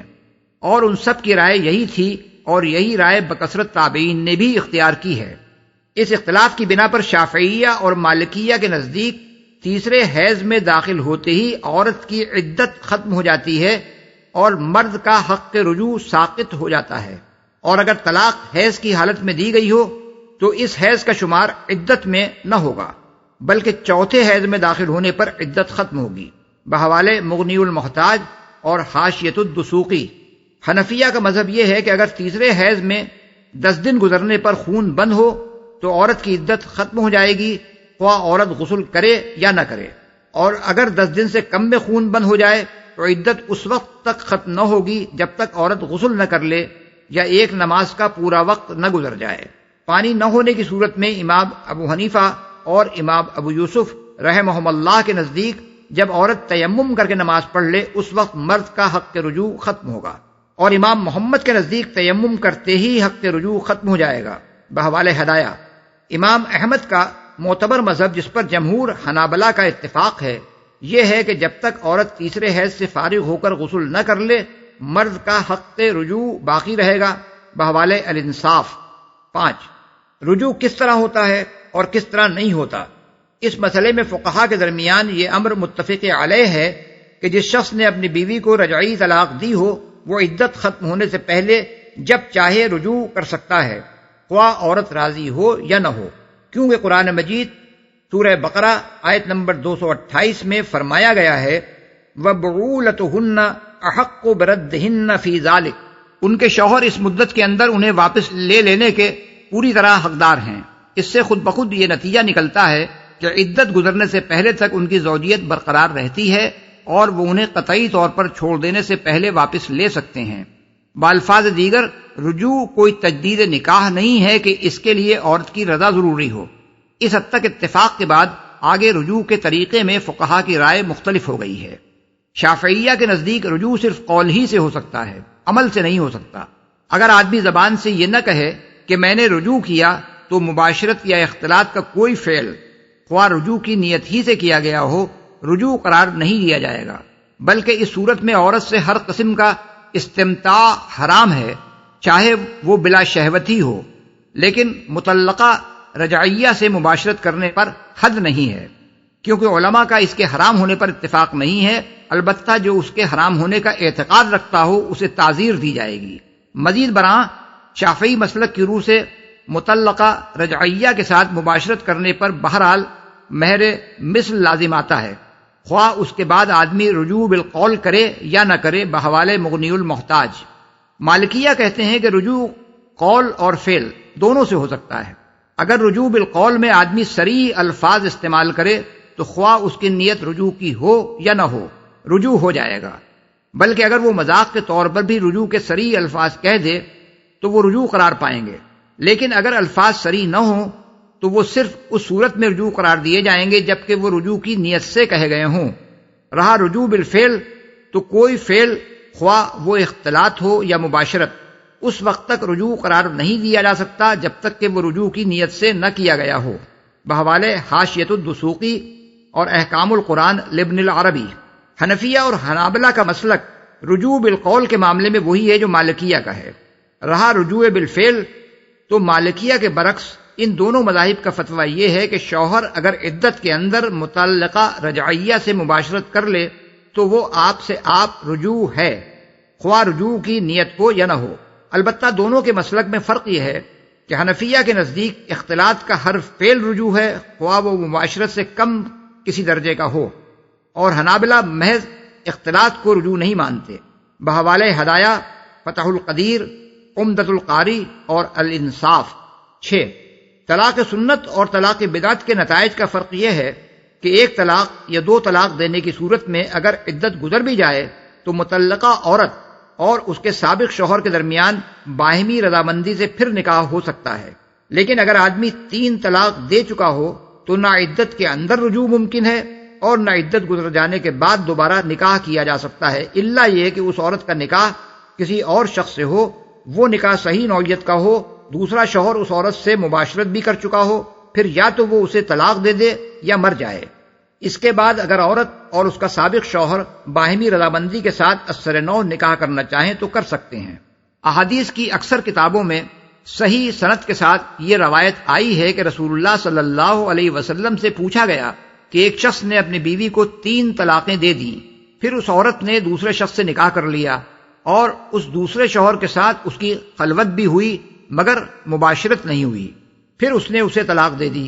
اب کیا اس عورت کا اپنے سابق شوہر سے دوبارہ نکاح ہو سکتا ہے؟ حضور نے جواب دیا، لا حتی یذوق الآخر من عسیلتها ما ذاق الاول، یعنی نہیں جب تک کہ دوسرا شوہر اس سے اسی طرح لطف اندوز نہ ہو چکا ہو جس طرح پہلا شوہر ہوا تھا۔ رہا سازشی نکاح، جس میں پہلے سے یہ طے شدہ ہو کہ عورت کو سابق شوہر کے لیے حلال کرنے کی خاطر ایک آدمی اس سے نکاح کرے گا اور مباشرت کرنے کے بعد اسے طلاق دے دے گا، تو امام ابو یوسف کے نزدیک یہ نکاح فاسد ہے، اور امام ابو حنیفہ کے نزدیک اس سے تحلیل تو ہو جائے گی مگر یہ فعل مکروہ تحریمی ہے۔ حضرت عبداللہ بن مسعود رضی اللہ عنہ کی روایت ہے کہ رسول اللہ صلی اللہ علیہ وسلم نے فرمایا، لعن اللہ المحلل والمحلل لہ، یعنی اللہ نے تحلیل کرنے والے اور تحلیل کرانے والے دونوں پر لعنت فرمائی ہے۔ بحوالہ ترمذی اور نسائی۔ حضرت عقبہ بن عامر کہتے ہیں کہ رسول اللہ صلی اللہ علیہ وسلم نے صحابہ سے پوچھا، الا اخبرکم بالتیس المستعار، یعنی کیا میں تمہیں نہ بتاؤں کہ کرائے کا سانڈ کون ہوتا ہے؟ صحابہ رضوان اللہ تعالی علیہم اجمعین نے عرض کیا، ضرور ارشاد فرمائیں۔ فرمایا، هو المحلل لعن اللہ المحلل والمحلل لہ، یعنی وہ تحلیل کرنے والا ہے، خدا کی لعنت ہے تحلیل کرنے والے پر بھی اور اس شخص پر بھی جس کے لیے تحلیل کی جائے۔ بحوالہ ابن ماجہ، دارقطنی۔ ٹھیک ٹھیک شمار کرو۔ اس حکم کا خطاب مردوں سے بھی ہے اور عورتوں سے بھی اور ان کے خاندان والوں سے بھی۔ مطلب یہ ہے کہ طلاق کو کھیل نہ سمجھ بیٹھو کہ طلاق کا اہم معاملہ پیش آنے کے بعد یہ بھی یاد نہ رکھا جائے کہ کب طلاق دی گئی ہے، کب عدت شروع ہوئی اور کب اس کو ختم ہونا ہے۔ طلاق ایک نہایت نازک معاملہ ہے جس سے عورت اور مرد اور ان کی اولاد اور ان کے خاندان کے لیے بہت سے قانونی مسائل پیدا ہوتے ہیں۔ اس لیے جب طلاق دی جائے تو اس کے وقت اور تاریخ کو یاد رکھا جائے اور یہ بھی یاد رکھا جائے کہ کس حالت میں عورت کو طلاق دی گئی ہے، اور حساب لگا کر دیکھا جائے کہ عدت کا آغاز کب ہوا ہے، کب تک وہ باقی ہے اور کب وہ ختم ہو گئی۔ اسی حساب پر ان امور کا فیصلہ موقوف ہے کہ شوہر کو کب تک رجوع کا حق ہے، کب تک اسے عورت کو گھر میں رکھنا ہے، کب تک اس کا نفقہ دینا ہے، کب تک وہ عورت کا وارث ہوگا اور عورت اس کی وارث ہوگی، کب عورت اس سے جدا ہو جائے گی اور اسے دوسرا نکاح کر لینے کا حق حاصل ہو جائے گا۔ اور اگر یہ معاملہ کسی مقدمے کی صورت اختیار کر جائے تو عدالت کو بھی صحیح فیصلہ کرنے کے لیے طلاق کی صحیح تاریخ اور وقت اور عورت کی حالت معلوم ہونے کی ضرورت ہوگی، کیونکہ اس کے بغیر وہ مدخولہ اور غیر مدخولہ، حاملہ اور غیر حاملہ، بے حیض اور باحیض، رجعیہ اور غیر رجعیہ عورتوں کے معاملے میں طلاق سے پیدا شدہ مسائل کا صحیح فیصلہ نہیں کر سکتی۔ نہ وہ خود نکلیں، یعنی نہ مرد غصے میں آ کر عورت کو گھر سے نکال دے اور نہ عورت خود ہی بگڑ کر گھر چھوڑ دے۔ عدت تک گھر اس کا ہے، اسی گھر میں دونوں کو رہنا چاہیے تاکہ باہم موافقت کی کوئی صورت اگر نکل سکتی ہو تو اس سے فائدہ اٹھایا جا سکے۔ طلاق اگر رجعی ہو تو کسی وقت بھی شوہر کی طبیعت بیوی کی طرف مائل ہو سکتی ہے اور بیوی بھی اختلاف کے اسباب کو دور کر کے شوہر کو راضی کرنے کی کوشش کر سکتی ہے۔ دونوں ایک گھر میں موجود رہیں گے تو 3 مہینے تک یا 3 حیض آنے تک یا حمل کی صورت میں وضع حمل تک اس کے مواقع بارہا پیش آ سکتے ہیں، لیکن اگر مرد جلد بازی کر کے اسے نکال دے یا عورت ناسمجھی سے کام لے کر میکے جا بیٹھے تو اس صورت میں رجوع کے امکانات بہت کم رہ جاتے ہیں اور بالعموم طلاق کا انجام آخر کار مستقل علیحدگی ہو کر رہتا ہے۔ اسی لیے فقہا نے یہاں تک کہا ہے کہ طلاق رجعی کی صورت میں جو عورت عدت گزار رہی ہو اسے بناؤ سنگار کرنا چاہیے تاکہ شوہر اس کی طرف مائل ہو بحوالے ہدایہ اور الانصاف۔ فقہا کے درمیان اس امر میں اتفاق ہے کہ مطلقہ رجعیہ کو عدت کے زمانے میں سکونت اور نفقے کا حق ہے، اور عورت کے لیے جائز نہیں ہے کہ شوہر کی اجازت کے بغیر گھر سے جائے، اور مرد کے لیے بھی یہ جائز نہیں ہے کہ اسے گھر سے نکالے۔ اگر مرد اسے نکالے گا تو گناہگار ہوگا، اور عورت اگر خود نکلے گی تو گناہگار بھی ہوگی اور نفقے و سکونت کے حق سے بھی محروم ہو جائے گی۔ صریح برائی کی مرتکب ہوں۔ اس کے متعدد مطلب مختلف فقہا نے بیان کیے ہیں۔ حضرت حسن بصری، عامر شعبی، زید بن اسلم، ضحاک، مجاہد، اکرمہ، ابن زید، حماد اور لیث رحمہم اللہ کہتے ہیں کہ اس سے مراد بدکاری ہے۔ ابن عباس کہتے ہیں اس سے مراد بدزبانی ہے، یعنی یہ کہ طلاق کے بعد بھی عورت کا مزاج درستی پر نہ آئے بلکہ وہ عدت کے زمانے میں شوہر اور اس کے خاندان والوں سے جھگڑتی اور بدزبانی کرتی رہے۔ قتادہ کہتے ہیں کہ اس سے مراد نشوز ہے، یعنی عورت کو نشوز کی بنا پر طلاق دی گئی ہو اور عدت کے زمانے میں بھی وہ شوہر کے مقابلے پر سرکشی کرنے سے باز نہ آئے۔ عبداللہ بن عمر، سدی، ابن السائب اور ابراہیم نخعی کہتے ہیں کہ اس سے مراد عورت کا گھر سے نکل جانا ہے، یعنی ان کی رائے میں طلاق کے بعد عدت کے زمانے میں عورت کا گھر چھوڑ کر نکل جانا بجائے خود فاحشت مبینہ یعنی صریح برائی کا ارتکاب ہے، اور یہ ارشاد کہ وہ نہ خود نکلیں الا یہ کہ صریح برائی کی مرتکب ہوں کچھ اس طرح کا کلام ہے جیسے کوئی کہے کہ تم کسی کو گالی نہ دو الا یہ کہ بدتمیز بنو۔ ان 4 اقوال میں سے پہلے 3 قولوں کے مطابق الا یہ کا تعلق ان کو گھروں سے نہ نکالو کے ساتھ ہے، اور اس فقرے کا مطلب یہ ہے کہ اگر وہ بدچلنی یا بدزبانی یا نشوز کی مرتکب ہوں تو انہیں نکال دینا جائز ہوگا، اور چوتھے قول کی روح سے اس کا تعلق اور نہ خود نکلیں کے ساتھ ہے، اور مطلب یہ ہے کہ اگر وہ نکلیں گی تو صریح برائی کی مرتکب ہوں گی۔ کوئی صورت پیدا کر دے۔ یہ دونوں فقرے ان لوگوں کے خیال کی بھی تردید کرتے ہیں جو اس بات کے قائل ہیں کہ حیض کی حالت میں طلاق دینے یا بیک وقت 3 طلاق دے دینے سے کوئی طلاق سرے سے واقع ہی نہیں ہوتی، اور ان لوگوں کی رائے کو بھی غلط ثابت کر دیتے ہیں جن کا خیال یہ ہے کہ بیک وقت 3 طلاق ایک ہی طلاق کے حکم میں ہیں۔ سوال یہ ہے کہ اگر بدعی طلاق واقع ہی نہیں ہوتی یا 3 طلاق ایک ہی طلاق رجعی کے حکم میں ہیں تو یہ کہنے کی آخر ضرورت ہی کیا رہ جاتی ہے کہ جو اللہ کی حدود یعنی سنت کے بتائے ہوئے طریقے کی خلاف ورزی کرے گا وہ اپنے نفس پر ظلم کرے گا، اور تم نہیں جانتے شاید اس کے بعد اللہ موافقت کی کوئی صورت پیدا کر دے۔ یہ دونوں باتیں تو اسی صورت میں بامانی ہو سکتی ہیں جبکہ سنت کے خلاف طلاق دینے سے واقعی کوئی نقصان ہوتا ہو جس پر آدمی کو پچھتانا پڑے، اور 3 طلاق بیک وقت دے بیٹھنے سے رجوع کا کوئی امکان باقی نہ رہتا ہو، ورنہ ظاہر ہے کہ جو طلاق واقع ہی نہ ہو اس سے حدود اللہ پر کوئی تعدی نہیں ہوتی جو اپنے نفس پر ظلم قرار پائے، اور جو طلاق بہرحال رجعی ہی ہو اس کے بعد تو لازماً موافقت کی صورت باقی رہتی ہے۔ پھر یہ کہنے کی کوئی حاجت نہیں ہے کہ شاید اس کے بعد اللہ موافقت کی کوئی صورت پیدا کر دے۔ اس مقام پر ایک مرتبہ پھر سورہ بقرہ کی آیات 228 تا 230 اور سورہ طلاق کی زیر بحث آیات کے باہمی تعلق کو اچھی طرح سمجھ لینا چاہیے۔ سورہ بقرہ میں طلاق کا نصاب 3 بتایا گیا ہے، جن میں سے 2 کے بعد رجوع کا حق اور عدت گزر جانے کے بعد بلا تحلیل دوبارہ نکاح کر لینے کا حق باقی رہتا ہے، اور تیسری طلاق دے دینے سے یہ دونوں حق ساقط ہو جاتے ہیں۔ سورہ طلاق کی یہ آیات اس حکم میں کسی ترمیم و تنسیخ کے لیے نازل نہیں ہوئی ہیں، بلکہ یہ بتانے کے لیے نازل ہوئی ہیں کہ بیویوں کو طلاق دینے کے جو اختیارات مردوں کو دیے گئے ہیں ان کو استعمال کرنے کی دانشمندانہ صورت کیا ہے، جس کی پیروی اگر کی جائے تو گھر بگڑنے سے بچ سکتے ہیں۔ طلاق دے کر پچھتانے کی نوبت پیش نہیں آ سکتی، موافقت پیدا ہونے کے زیادہ سے زیادہ مواقع باقی رہتے ہیں، اور اگر بالآخر علیحدگی ہو بھی جائے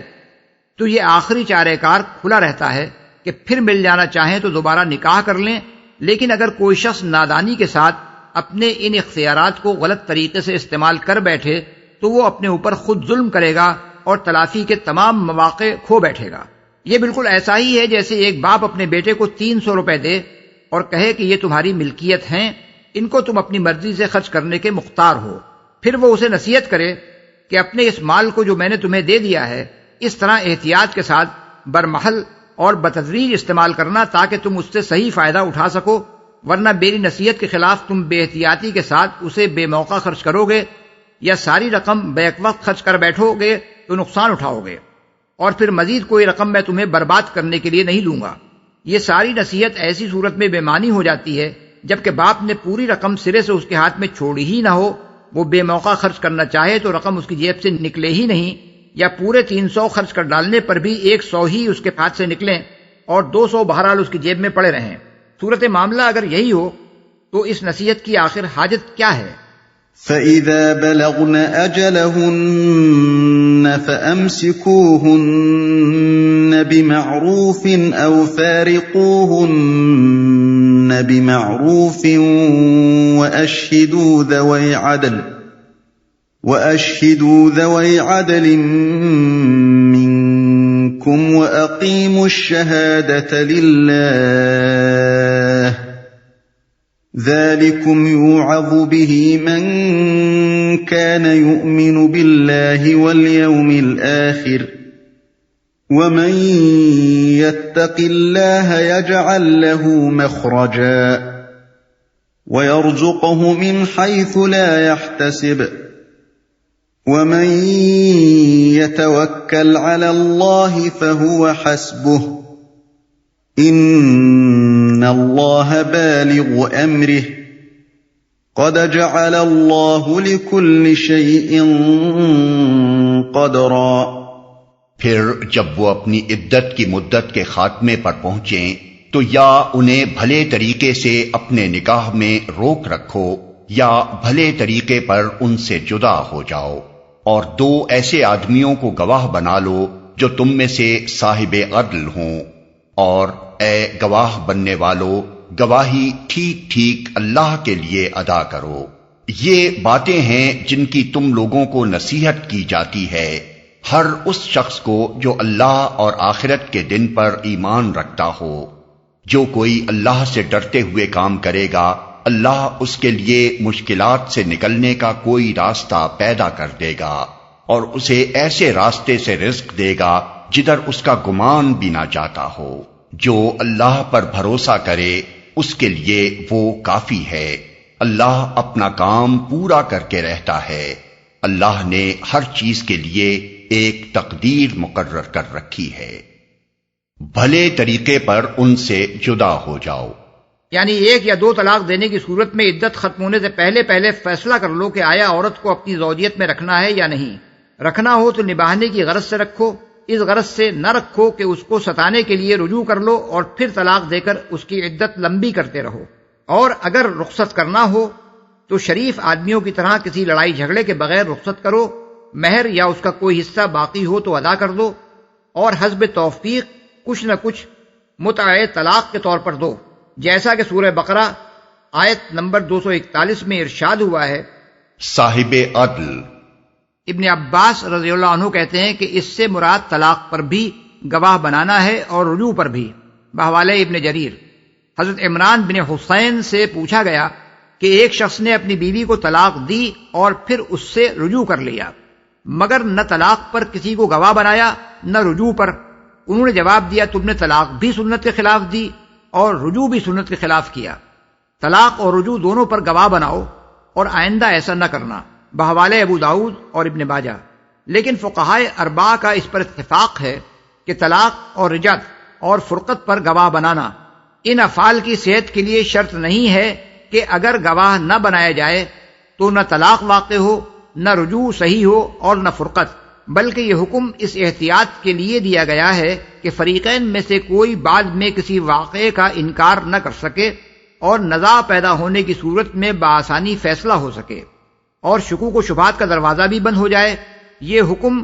بالکل ایسا ہی ہے جیسے فرمایا وَأَشْهِدُوا إِذَا تَبَايَعْتُمْ، یعنی جب تم آپس میں بیع کا کوئی معاملہ طے کرو تو گواہ بنا لو، سورہ البقرہ آیت نمبر 282۔ اس کا یہ مطلب نہیں ہے کہ بیع پر گواہ بنانا فرض ہے، اور اگر گواہ نہ بنایا جائے تو بیع صحیح نہ ہوگی، بلکہ یہ ایک حکیمانہ ہدایت ہے جو نزاعات کا سدباب کرنے کے لیے دی گئی ہے اور اس پر عمل کرنے ہی میں بہتری ہے۔ اسی طرح طلاق اور رجوع کے معاملے میں بھی صحیح بات یہی ہے کہ ان میں سے ہر فعل گواہیوں کے بغیر بھی قانوناً درست ہو جاتا ہے،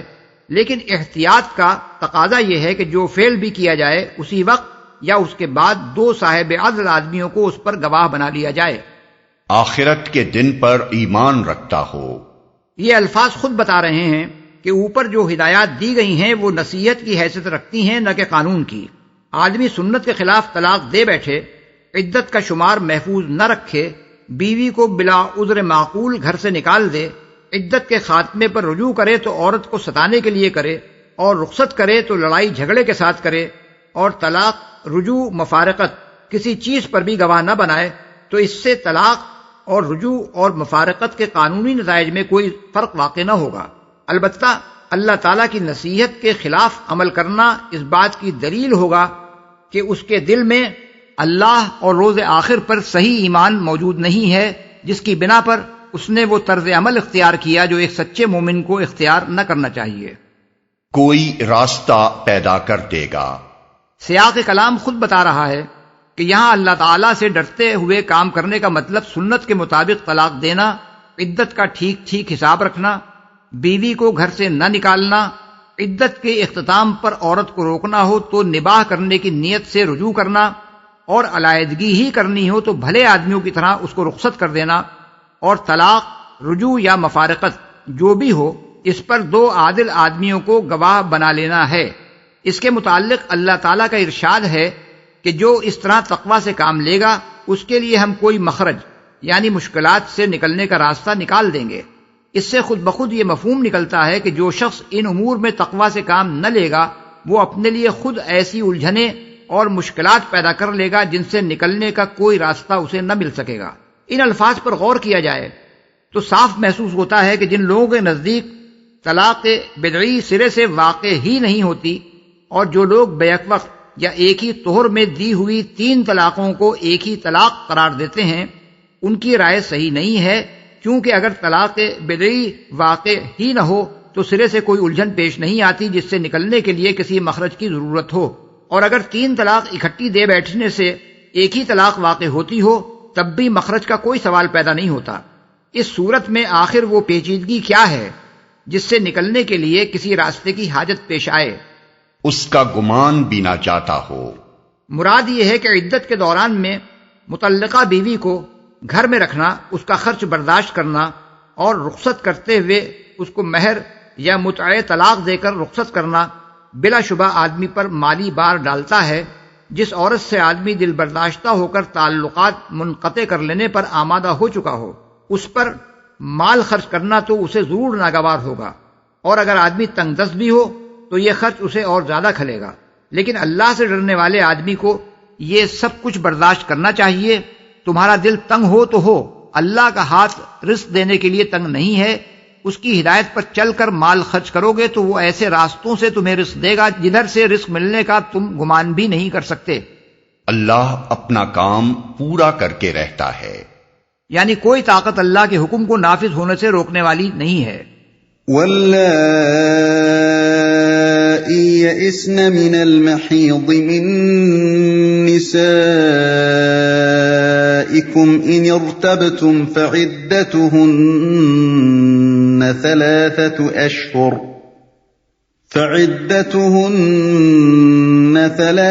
أشهر واللائي لم يحضن وَأُولَاتُ الْأَحْمَالِ أَجَلُهُنَّ أَن يَضَعْنَ حَمْلَهُنَّ وَمَن يَتَّقِ اللَّهَ يَجْعَل لَّهُ مِنْ أَمْرِهِ يُسْرًا۔ اور تمہاری عورتوں میں سے جو حیض سے مایوس ہو چکی ہوں، ان کے معاملے میں اگر تم لوگوں کو کوئی شک لاحق ہے تو تمہیں معلوم ہو ان کی عدت 3 مہینے ہے، اور یہی حکم ان کا ہے جنہیں ابھی حیض نہ آیا ہو۔ اور حاملہ عورتوں کی عدت کی حد یہ ہے کہ ان کا وضع حمل ہو جائے۔ جو شخص اللہ سے ڈرے اس کے معاملے میں وہ سہولت پیدا کر دیتا ہے۔ ان کی عدت 3 مہینے ہے۔ یہ ان عورتوں کا حکم ہے جن کو حیض آنا قطعی بند ہو چکا ہو اور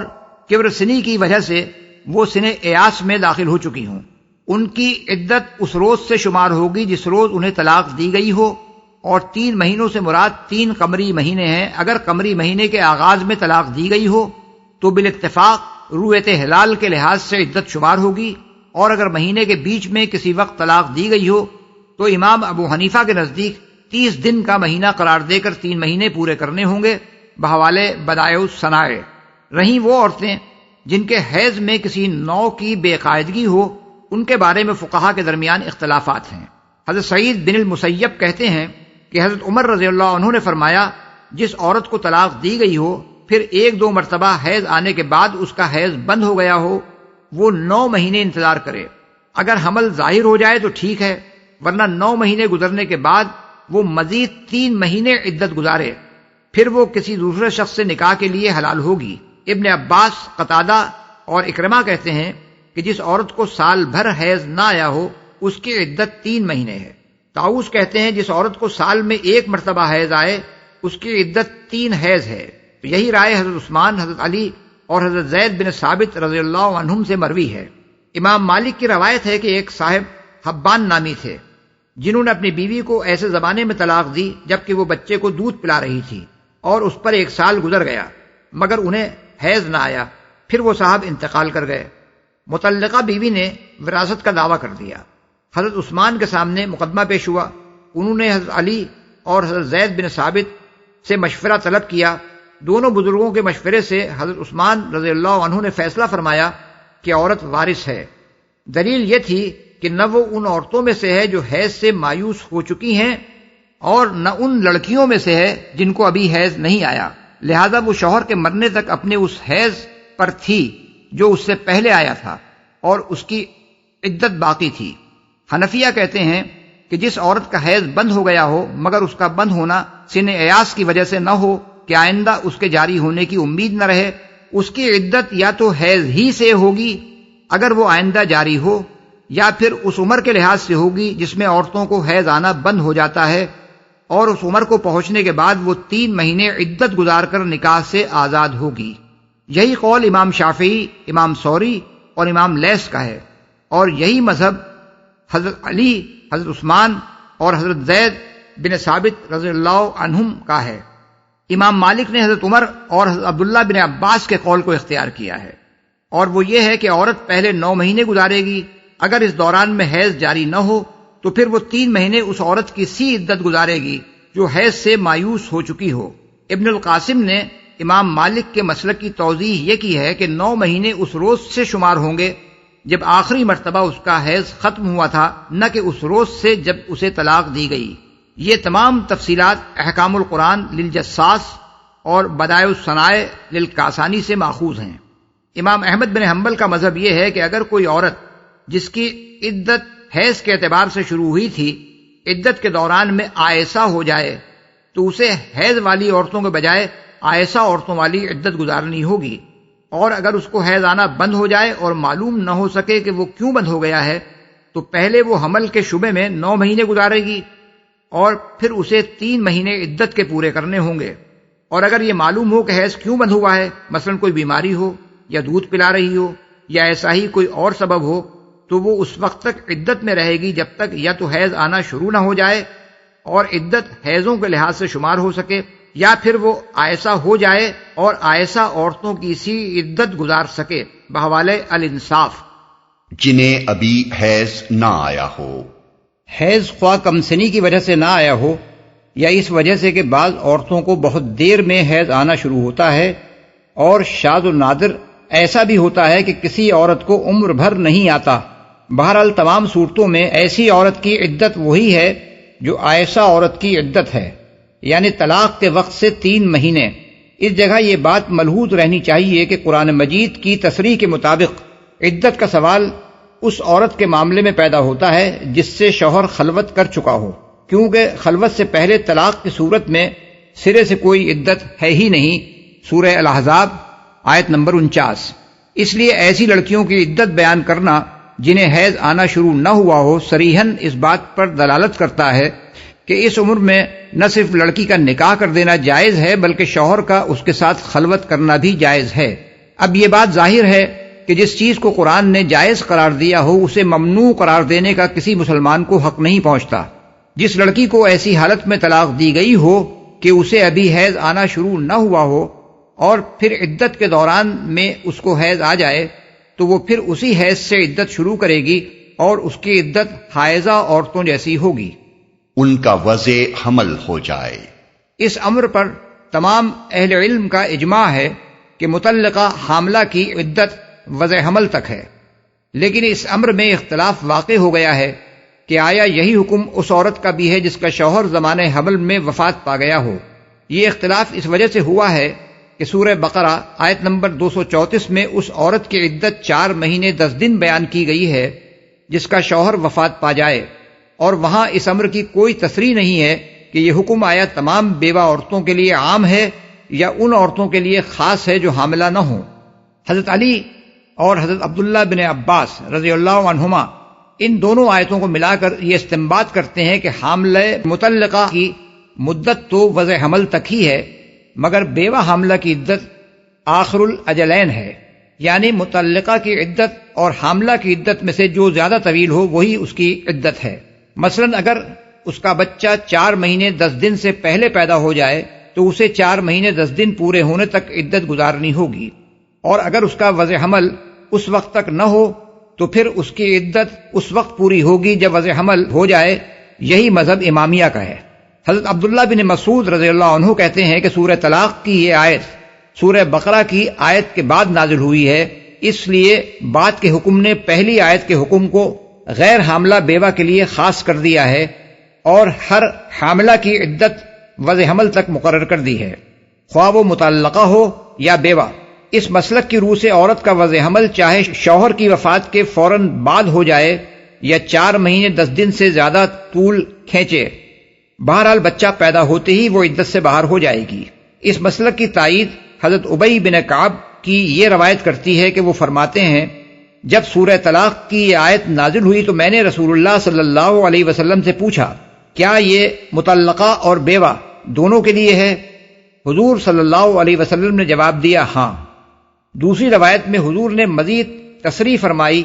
اجل کل حامل ان تضع ما فی بطنها، یعنی ہر حاملہ عورت کی عدت کی مدت اس کے وضع حمل تک ہے۔ بحوالہ ابن جریر، ابن ابی حاتم، ابن حجر کہتے ہیں کہ اگرچہ اس کی سند میں کلام کی گنجائش ہے لیکن چونکہ یہ متعدد سندوں سے نقل ہوئی ہے اس لیے ماننا پڑتا ہے کہ اس کی کوئی اصل ضرور ہے۔ اس سے بھی زیادہ بڑھ کر اس کی مضبوط تائید سبیعہ اسلمیہ کے واقعے سے ہوتی ہے جو رسول اللہ صلی اللہ علیہ وسلم کے عہد مبارک میں پیش آیا تھا۔ وہ بحالت حمل بیوہ ہوئی تھیں اور شوہر کی وفات کے چند روز بعد، بعض روایات میں 20 دن، بعض میں 23 دن، بعض میں 25 دن، بعض میں 40 دن اور بعض میں 35 دن بیان ہوئے ہیں۔ ان کا وضع حمل ہو گیا تھا۔ حضور صلی اللہ علیہ وسلم سے ان کے معاملے میں فتویٰ پوچھا گیا تو آپ نے ان کو نکاح کی اجازت دے دی۔ اس واقعے کو بخاری و مسلم نے کئی طریقوں سے حضرت ام سلمہ سے روایت کیا ہے۔ اس واقعے کو بخاری، مسلم، امام احمد، ابو داؤد، نسائی اور ابن ماجہ نے مختلف سندوں کے ساتھ حضرت مسور بن مخرمہ سے بھی روایت کیا ہے۔ مسلم نے خود سبیعہ اسلمیہ کا یہ بیان نقل کیا ہے کہ میں حضرت سعد بن خولہ کی بیوی تھی۔ حجۃ الوداع کے زمانے میں میرے شوہر کا انتقال ہو گیا جبکہ میں حاملہ تھی۔ وفات کے چند روز بعد میرے ہاں بچہ پیدا ہو گیا۔ ایک صاحب نے کہا کہ تم 4 مہینے 10 دن سے پہلے نکاح نہیں کر سکتی۔ میں نے جا کر رسول اللہ صلی اللہ علیہ وسلم سے پوچھا تو آپ نے فتویٰ دیا کہ تم وضع حمل ہوتے ہی حلال ہو چکی ہو، اب چاہو تو دوسرا نکاح کر سکتی ہو۔ اس روایت کو بخاری نے بھی مختصراً نقل کیا ہے۔ صحابہ کی کثیر تعداد سے یہی مسلک منقول ہے۔ امام مالک، امام شافعی، عبد الرزاق، ابن ابی شیبہ اور ابن المنذر نے روایت نقل کی ہے کہ حضرت عبداللہ بن عمر سے حاملہ بیوہ کا مسئلہ پوچھا گیا تو انہوں نے کہا اس کی عدت وضع حمل تک ہے۔ اس پر انصار میں سے ایک صاحب بولے کہ حضرت عمر نے تو یہاں تک کہا تھا کہ اگر شوہر ابھی دفن بھی نہ ہوا ہو بلکہ اس کی لاش اس کے بستر پر ہی ہو اور اس کی بیوی کے ہاں بچہ ہو جائے تو وہ دوسرے نکاح کے لیے حلال ہو جائے گی۔ یہی رائے حضرت ابو ہریرہ، حضرت ابو مسعود بدری اور حضرت عائشہ کی ہے، اور اسی کو ائمہ اربعہ اور دوسرے اکابر فقہا نے اختیار کیا ہے۔ شافعیہ کہتے ہیں کہ اگر حاملہ کے پیٹ میں ایک سے زیادہ بچے ہوں تو آخری بچے کی ولادت پر عدت ختم ہوگی۔ بچہ خواہ مردہ ہی پیدا ہو، اس کی ولادت سے عدت ختم ہو جائے گی۔ اسقاط حمل کی صورت میں اگر دائیاں اپنے فن کی روح سے یہ کہیں کہ یہ محض خون کا لوتھڑا نہ تھا بلکہ اس میں آدمی کی صورت پائی جاتی تھی، یا یہ رسولی نہ تھی بلکہ آدمی کی اصل تھی، تو ان کا قول قبول کیا جائے گا اور عدت ختم ہو جائے گی۔ بحوالے مغنی المحتاج، حنابلہ اور حنفیہ کا مسلک بھی اس کے قریب قریب ہے، مگر اسقاط کے معاملے میں ان کا مذہب یہ ہے کہ جب تک انسانی بناوٹ ظاہر نہ پائی جائے محض دائیوں کے اس بیان پر کہ یہ آدمی ہی کی اصل ہے اعتماد نہیں کیا جائے گا اور اس سے عدت ختم نہ ہوگی۔ بحوالے بدائع الصنائع الانصاف۔ لیکن موجودہ زمانے میں طبی تحقیقات کے ذریعے سے یہ معلوم کرنے میں کوئی مشکل پیش نہیں آ سکتی کہ جو چیز ساقط ہوئی ہے وہ واقعی انسانی حمل کی نوعیت رکھتی تھی یا کسی رسولی یا جمے ہوئے خون کی قسم سے تھی۔ اس لیے اب جہاں ڈاکٹروں سے رائے حاصل کرنا ممکن ہو وہاں یہ فیصلہ بآسانی کیا جا سکتا ہے کہ جس چیز کو اسقاط حمل کہا جاتا ہے وہ واقعی اسقاط تھا یا نہیں اور اس سے عدت ختم ہوئی یا نہیں۔ البتہ جہاں ایسی طبی تحقیق ممکن نہ ہو وہاں حنابلہ اور حنفیہ کا مسلک ہی زیادہ مبنی بر احتیاط ہے اور جاہل دائیوں پر اعتماد کرنا مناسب نہیں ہے۔ ذلك امر الله انزله اليكم ومن يتق الله يكفر عنه سيئاته ويعظم له اجرا۔ یہ اللہ کا حکم ہے جو اس نے تمہاری طرف نازل کیا ہے۔ جو اللہ سے ڈرے گا اللہ اس کی برائیوں کو اس سے دور کر دے گا اور اس کو بڑا اجر دے گا۔ یہ اگرچہ ایک عمومی نصیحت ہے جس کا اطلاق انسانی زندگی کے تمام حالات پر ہوتا ہے، لیکن اس خاص سیاق و سباق میں اسے ارشاد فرمانے کا مقصد مسلمانوں کو خبردار کرنا ہے کہ اوپر جو احکام بیان کیے گئے ہیں ان سے خواہ تمہارے اوپر کتنی ہی ذمہ داریوں کا بوجھ پڑتا ہو، بہرحال خدا سے ڈرتے ہوئے ان کی پیروی کرو۔ اللہ تمہارے کام آسان کرے گا، تمہارے گناہ معاف کرے گا اور تمہیں بڑا اجر دے گا۔ ظاہر ہے کہ جن متعلقہ عورتوں کی عدت 3 مہینے مقرر کی گئی ہے ان کا زمانہ عدت ان عورتوں کی بنسبت طویل تر ہوگا جن کی عدت 3 حیض مقرر کی گئی ہے، اور حاملہ عورت کا زمانہ عدت تو اس سے بھی کئی مہینے زیادہ ہو سکتا ہے۔ اس پورے زمانے میں عورت کی سکونت اور اس کے نفقے کی ذمہ داری اٹھانا جبکہ آدمی اسے چھوڑ دینے کا ارادہ کر چکا ہو لوگوں کو ناقابل برداشت بار محسوس ہوگا، لیکن جو بار اللہ سے ڈرتے ہوئے اللہ کے احکام کی پیروی میں اٹھایا جائے اللہ کا وعدہ ہے کہ اپنے فضل سے وہ اس کو ہلکا کر دے گا اور اس کی اتنی بھاری جزا دے گا جو دنیا میں اٹھائے ہوئے اس تھوڑے سے بار کی بنسبت بہت زیادہ گراں قدر ہوگی۔ اسکنوہن من حیث سکنتم من وجدکم ولا تضاروہن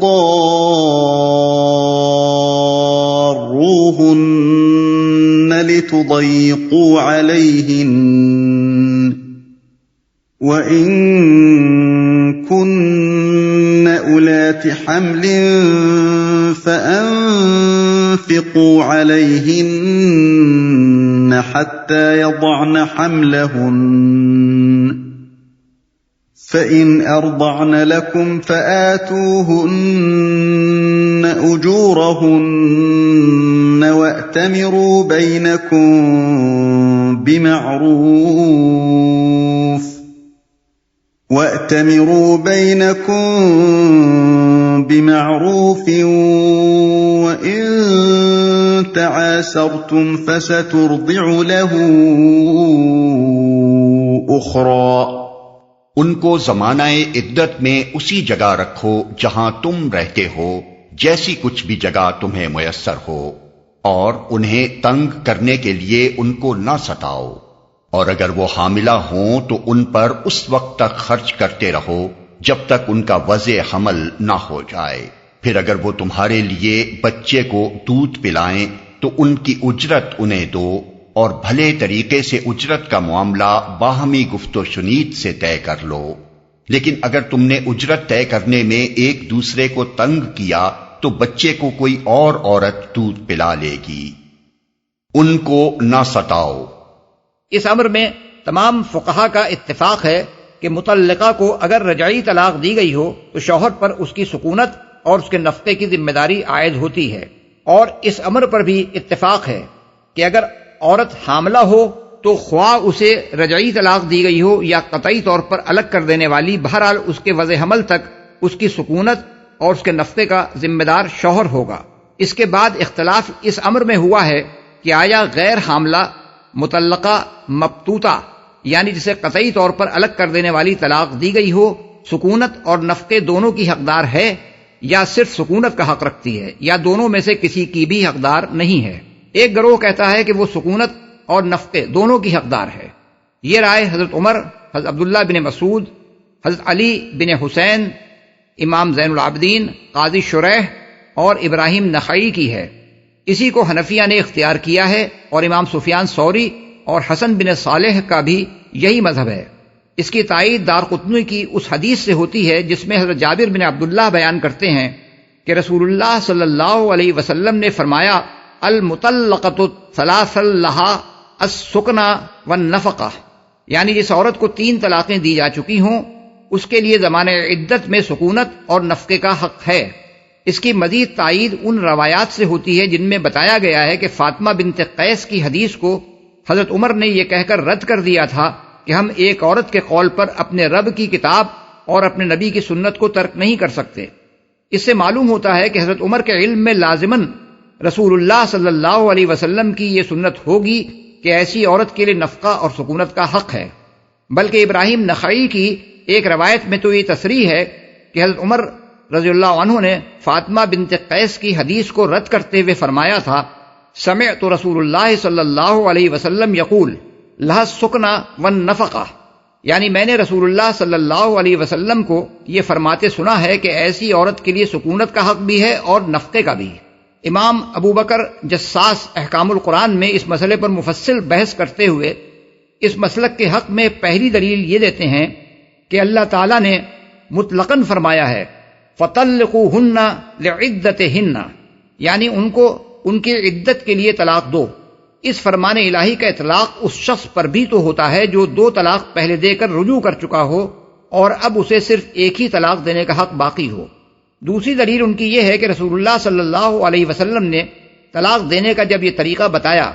کہ آدمی یا تو ایسے طہر میں طلاق دے جس میں مباشرت نہ کی گئی ہو، یا ایسی حالت میں طلاق دے جبکہ عورت کا حاملہ ہونا ظاہر ہو چکا ہو، تو اس میں آپ نے پہلی، دوسری یا آخری طلاق کے درمیان کوئی فرق نہیں کیا۔ لہذا اللہ تعالیٰ کا یہ ارشاد کہ ان کو اسی جگہ رکھو جہاں تم رہتے ہو ہر قسم کی طلاق سے متعلق مانا جائے گا۔ تیسری دلیل وہ یہ دیتے ہیں کہ حاملہ مطلقہ خواہ رجعیہ ہو یا مبتوتہ، اس کی سکونت اور اس کا نفقہ شوہر پر واجب ہے، اور غیر حاملہ رجعیہ کے لیے بھی یہ دونوں حقوق واجب ہیں۔ اس سے معلوم ہوا کہ سکونت اور نفقے کا وجوب دراصل حمل کی بنا پر نہیں ہے، بلکہ اس بنا پر ہے کہ یہ دونوں قسم کی عورتیں شرعاً شوہر کے گھر میں رہنے پر مجبور ہیں۔ اب اگر یہی حکم مبتوتہ غیر حاملہ کے بارے میں بھی ہو تو کوئی وجہ نہیں کہ اس کی سکونت اور اس کا نفقہ مرد کے ذمے نہ ہو۔ دوسرا گروہ کہتا ہے کہ متعلقہ مبتوتہ کے لیے سکونت کا حق تو ہے مگر نفقے کا حق نہیں ہے۔ یہ مسلک سعید بن المسیب، سلیمان بن یسار، عطا، شعبی، اوزائی، لیث اور ابو عبید رحمہم اللہ کا ہے، اور امام شافعی اور امام مالک نے بھی اسی کو اختیار کیا ہے۔ لیکن مغنی المحتاج میں امام شافعی کا مسلک اس سے مختلف بیان ہوا ہے، جیسا کہ آگے آ رہا ہے۔ تیسرا گروہ کہتا ہے کہ مطلقہ مبتوتہ کے لیے نہ سکونت کا حق ہے نہ نفقے کا۔ یہ مسلک حسن بصری، حماد ابن ابی لیلہ، عمر بن دینار، طاؤوس، اسحاق بن راہویہ اور ابو ثور کا ہے۔ ابن جریر نے حضرت ابن عباس کا بھی یہی مسلک نقل کیا ہے۔ امام احمد بن حنبل اور امامیہ نے بھی اسی کو اختیار کیا ہے، اور مغنی المحتاج میں شافعیہ کا مسلک بھی یہ بیان کیا گیا ہے کہ تجیب سکنا لمعتدت طلاق حائل او حامل ولا بائن والحائل البائن لا نفقۃ لها ولا کسوہ، یعنی طلاق کی بنا پر جو عورت عدت گزار رہی ہو اس کے لیے سکونت کا حق واجب ہے، خواہ وہ حاملہ ہو یا نہ ہو، مگر بائنہ کے لیے واجب نہیں ہے، اور غیر حاملہ بائنہ کے لیے نہ نفقہ ہے اور نہ کپڑا۔ اس مسلک کا استدلال ایک تو قرآن مجید کی اس آیت سے ہے کہ لا تدری لعل اللہ یحدث بعد ذلک امرا، یعنی تم نہیں جانتے، شاید اس کے بعد اللہ موافقت کی کوئی صورت پیدا کر دے۔ اس سے وہ یہ نتیجہ نکالتے ہیں کہ یہ بات مطلقہ رجعیہ کے حق ہی میں درست ہو سکتی ہے، نہ کہ مبتوتہ کے حق میں۔ اس لیے مطلقہ کو گھر میں رکھنے کا حکم بھی رجعیہ ہی کے لیے خاص ہے۔ اور دوسرا استدلال فاطمہ بنت قیس کی حدیث سے ہے، جسے کتب حدیث میں بکثرت صحیح سندوں کے ساتھ روایت کیا گیا ہے۔ یہ فاطمہ بنت قیس الفہریہ رضی اللہ عنہا اولین مہاجرات میں سے تھیں، بڑی عاقلہ سمجھی جاتی تھیں، اور حضرت عمر رضی اللہ عنہ کی شہادت کے موقع پر اصحاب شورا کا اجتماع انہی کے ہاں ہوا تھا۔ یہ پہلے ابو عمر بن حفص بن المغیر المخزومی کے نکاح میں تھیں، پھر ان کے شوہر نے ان کو 3 طلاقیں دے کر الگ کر دیا، اور بعد میں رسول اللہ صلی اللہ علیہ وسلم نے ان کا نکاح حضرت اسامہ بن زید سے کیا۔ ان کا قصہ یہ ہے کہ ان کے شوہر ابو عمر پہلے ان کو 2 طلاق دے چکے تھے، پھر جب حضرت علی کے ساتھ وہ یمن بھیجے گئے تو انہوں نے وہاں سے باقی ماندہ تیسری طلاق بھی ان کو بھیج دی۔ بعض روایات میں یہ ہے کہ ابو عمر ہی نے اپنے رشتہ داروں کو پیغام بھیجا تھا کہ عدت کے زمانے میں ان کو گھر میں رکھیں اور ان کا خرچ برداشت کریں، اور بعض میں یہ ہے کہ انہوں نے خود نفقے و سکونت کے حق کا مطالبہ کیا تھا۔ بہرحال جو صورت بھی ہو، شوہر کے رشتہ داروں نے ان کا حق ماننے سے انکار کر دیا۔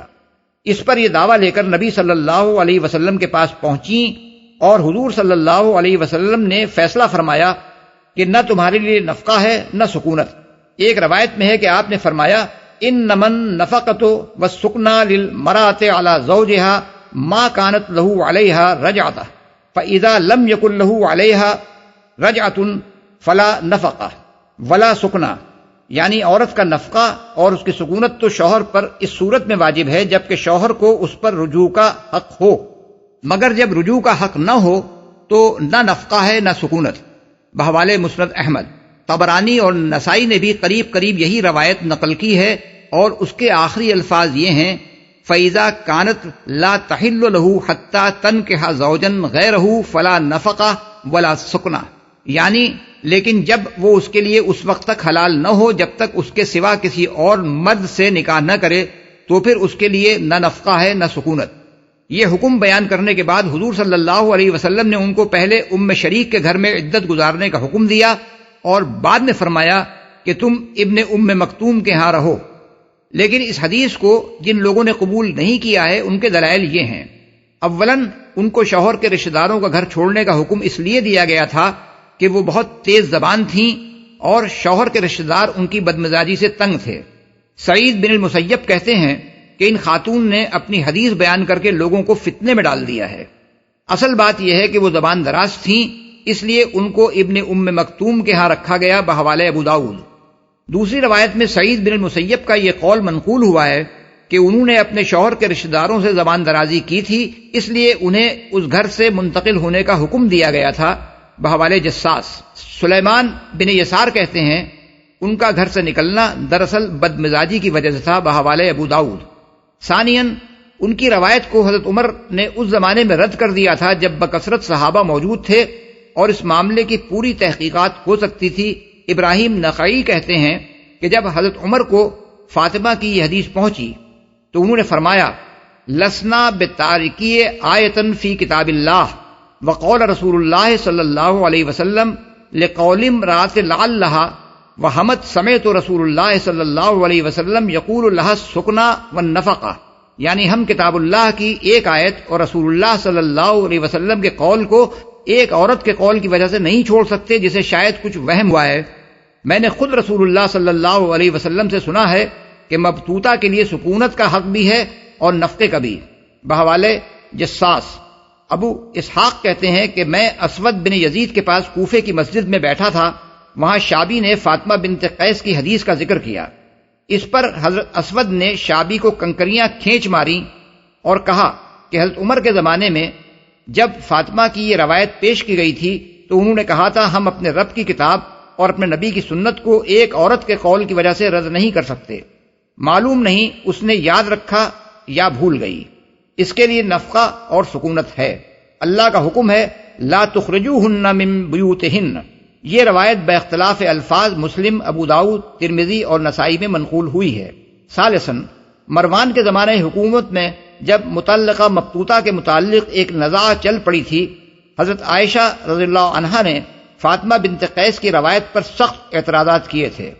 قاسم بن محمد کہتے ہیں کہ میں نے حضرت عائشہ رضی اللہ عنہا سے پوچھا کیا آپ کو فاطمہ کا قصہ معلوم نہیں ہے؟ انہوں نے جواب دیا فاطمہ کی حدیث کا ذکر نہ کرو تو اچھا ہے۔ بحوالے بخاری نے دوسری روایت جو نقل کی ہے اس میں حضرت عائشہ کے الفاظ یہ ہیں فاطمہ کو کیا ہو گیا ہے، وہ خدا سے ڈرتی نہیں؟ تیسری روایت میں حضرت عروہ بن زبیر کہتے ہیں کہ حضرت عائشہ نے فرمایا فاطمہ کے لیے یہ حدیث بیان کرنے میں کوئی بھلائی نہیں ہے۔ حضرت عروہ ایک اور روایت میں بیان کرتے ہیں کہ حضرت عائشہ رضی اللہ عنہا نے فاطمہ پر سخت ناراضی کا اظہار فرمایا اور کہا وہ دراصل ایک خالی مکان میں تھیں جہاں کوئی مونس نہ تھا، اس لیے ان کی سلامتی کی خاطر حضور صلی اللہ علیہ وسلم نے ان کو گھر بدل دینے کی ہدایت فرمائی تھی۔ رابعاً، ان خاتون کا نکاح بعد میں اسامہ بن زید سے ہوا تھا، اور محمد بن اسامہ کہتے ہیں جب کبھی فاطمہ اس حدیث کا ذکر کرتی میرے والد جو چیز بھی ان کے ہاتھ لگتی اٹھا کر ان پر دے مارتے تھے۔ بحوالے جساس، ظاہر ہے کہ حضرت اسامہ کے علم میں سنت اس کے خلاف نہ ہوتی تو وہ اس حدیث کی روایت پر اتنی ناراضی کا اظہار نہیں کر سکتے تھے جب تک ان کا وضع حمل نہ ہو جائے۔ یہ امر متفق علیہ ہے کہ متعلقہ خواہ رجعیہ ہو یا مبتوتہ اگر حاملہ ہو تو وضع حمل تک اس کی سکونت اور اس کے نفقے کا ذمہ دار شوہر ہے۔ البتہ اختلاف اس صورت میں ہے جبکہ حاملہ کا شوہر مر گیا ہو، قطع نظر اس سے کہ وہ طلاق دینے کے بعد مرا ہو یا اس نے کوئی طلاق نہ دی ہو اور عورت زمان حمل میں بیوہ ہو گئی ہو۔ اس معاملے میں فقہا کے مسالک یہ ہیں: نمبر 1، حضرت علی اور حضرت عبداللہ بن مسعود رضی اللہ عنہما کا قول ہے کہ شوہر کے مجموعی ترکے میں اس کا نفقہ واجب ہے۔ عبداللہ بن عمر، قاضی شریح، ابو العالیہ، شعبی اور ابراہیم نخعی سے بھی یہی قول منقول ہے، اور حضرت عبداللہ بن عباس رضی اللہ عنہ کا بھی ایک قول اسی کی تائید میں ہے بحوالے آلوسی اور جساس۔ 2، ابن جریر نے حضرت عبداللہ بن عباس رضی اللہ عنہ کا دوسرا قول یہ نقل کیا ہے کہ اس پر اس کے پیٹ کے بچے کے حصے میں سے خرچ کیا جائے اگر میت نے کوئی میراث چھوڑی ہو، اور اگر میراث نہ چھوڑی ہو تو میت کے وارثوں کو اس پر خرچ کرنا چاہیے، کیونکہ اللہ تعالیٰ نے فرمایا ہے وعلی الوارث مثل ذلک، سورۃ البقرہ آیت نمبر 233۔ نمبر 3، حضرت جابر بن عبداللہ رضی اللہ عنہ اور حضرت عبداللہ بن زبیر رضی اللہ عنہ، حضرت حسن بصری، حضرت سعید بن المسیب اور حضرت عطا بن ابی رباح کہتے ہیں کہ متوفی شوہر کے مال میں اس کے لیے کوئی نفقہ نہیں ہے۔ حضرت عبداللہ بن عباس سے بھی ایک تیسرا قول یہی منقول ہوا ہے بحوالے جساس۔ اس کا مطلب یہ ہے کہ شوہر کے ترکے میں سے اس کو جو میراث کا حصہ ملا ہو اس سے وہ اپنا خرچ پورا کر سکتی ہے، لیکن شوہر کے مجموعی ترکے پر اس کا نفقہ عائد نہیں ہوتا جس کا بار تمام وارثوں پر پڑے۔ نمبر 4، ابن ابی لیلہ کہتے ہیں کہ اس کا نفقہ متوفی شوہر کے مال میں اسی طرح واجب ہے جس طرح اس کے مال میں کسی کا قرض واجب ہوتا ہے بحوالے جساس، یعنی مجموعی ترکے میں سے جس طرح قرض ادا کیا جاتا ہے اسی طرح اس کا نفقہ بھی ادا کیا جائے۔ نمبر 5، امام ابو حنیفہ، امام ابو یوسف، امام محمد اور امام ظفر کہتے ہیں کہ میت کے مال میں اس کے لیے نہ سکونت کا حق ہے نہ نفقے کا، کیونکہ موت کے بعد میت کی کوئی ملکیت ہی نہیں ہے، اس کے بعد تو وہ وارثوں کا مال ہے، ان کے مال میں حاملہ بیوہ کا نفقہ کیسے واجب ہو سکتا ہے بحوالے ہدایہ اور جساس۔ یہی مسلک امام احمد بن حنبل کا ہے بحوالے الانصاف۔ نمبر 6، امام شافعی رحمۃ اللہ علیہ کہتے ہیں کہ اس کے لیے کوئی نفقہ نہیں ہے، البتہ اسے سکونت کا حق ہے، بحوالے مغنی المحتاج۔ ان کا استدلال حضرت ابو سعید خدری رضی اللہ عنہ کی بہن فریعہ بنت مالک کے اس واقعے سے ہے کہ ان کے شوہر جب قتل کر دیے گئے تو رسول اللہ صلی اللہ علیہ وسلم نے ان کو حکم دیا کہ شوہر کے گھر ہی میں عدت گزاریں، بحوالے ابو داؤد، نسائی، ترمذی۔ مزید برآں ان کا استدلال دارقطنی کی اس روایت سے ہے کہ حضور نے فرمایا لیس للحامل المتوفی عنہا زوجہا نفقہ، یعنی بیوہ حاملہ کے لیے کوئی نفقہ نہیں ہے۔ یہی مسلک امام مالک رحمۃ اللہ علیہ کا بھی ہے، بحوالے حاشیۃ الدسوقی۔ گفت و شنید سے طے کر لو۔ اس ارشاد سے کئی اہم باتیں معلوم ہوئیں۔ ایک یہ کہ عورت اپنے دودھ کی مالک ہے، ورنہ ظاہر ہے کہ وہ اس کی اجرت لینے کی مجاز نہیں ہو سکتی تھی۔ دوسرے یہ کہ جب وہ وضع حمل ہوتے ہی اپنے سابق شوہر کے نکاح سے باہر ہو گئی تو بچے کو دودھ پلانے پر وہ قانوناً مجبور نہیں ہے، بلکہ باپ اگر اس سے دودھ پلوانا چاہے اور وہ بھی راضی ہو تو وہ اسے دودھ پلائے گی اور اس پر اجرت لینے کی حقدار ہوگی۔ تیسرے یہ کہ باپ بھی قانوناً مجبور نہیں ہے کہ بچے کی ماں ہی سے اس کو دودھ پلوائے۔ چوتھے یہ کہ بچے کا نفقہ باپ پر عائد ہوتا ہے۔ پانچویں یہ کہ بچے کو دودھ پلانے کی اولین حقدار ماں ہے اور دوسری عورت سے رضاعت کا کام اسی صورت میں لیا جا سکتا ہے جبکہ ماں خود اس پر راضی نہ ہو یا اس کی ایسی اجرت مانگے جس کا ادا کرنا باپ کی مقدرت میں نہ ہو۔ اسی سے چھٹا قاعدہ یہ نکلتا ہے کہ اگر دوسری عورت کو بھی وہی اجرت دینی پڑے جو بچے کی ماں مانگتی ہو تو ماں کا حق اولا ہے۔ فقہا کی آراء اس مسئلے میں یہ ہیں۔ ضحاک کہتے ہیں کہ بچے کی ماں اسے دودھ پلانے کی زیادہ حقدار ہے، مگر اسے اختیار ہے کہ چاہے دودھ پلائے یا نہ پلائے۔ البتہ اگر بچہ دوسری عورت کی چھاتی قبول نہ کرے تو ماں کو اسے دودھ پلانے پر مجبور کیا جائے گا۔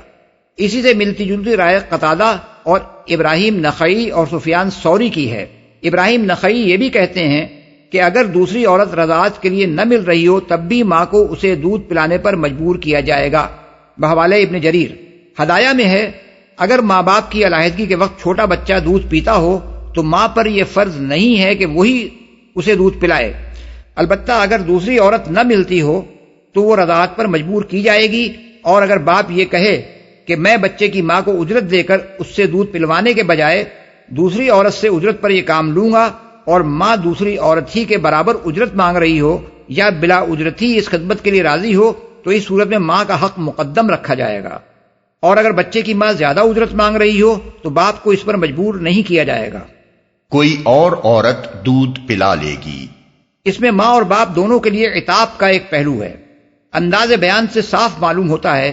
کہ پچھلی تلخیوں کی بنا پر جن کے باعث بالآخر طلاق تک نوبت پہنچی تھی، دونوں بھلے طریقے سے آپس میں بچے کی رضاعت کا معاملہ طے نہ کریں تو یہ اللہ کو پسند نہیں ہے۔ عورت کو تنبیہ کی گئی ہے کہ تو زیادہ اجرت مانگ کر مرد کو تنگ کرنے کی کوشش کرے گی تو بچے کی پرورش کچھ تیرے ہی اوپر موقوف نہیں ہے، کوئی دوسری عورت اسے دودھ پلا لے گی۔ اور مرد کو بھی تنبیہ کی گئی ہے کہ اگر تو ماں کی مامتا سے ناجائز فائدہ اٹھا کر اسے تنگ کرنا چاہے گا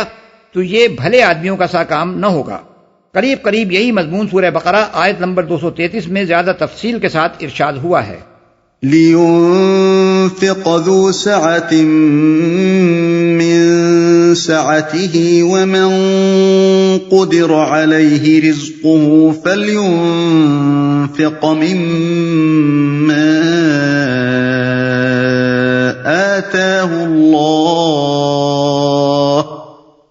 لا يكلف الله نفسا إلا ما آتاها سيجعل الله بعد عسر يسرا۔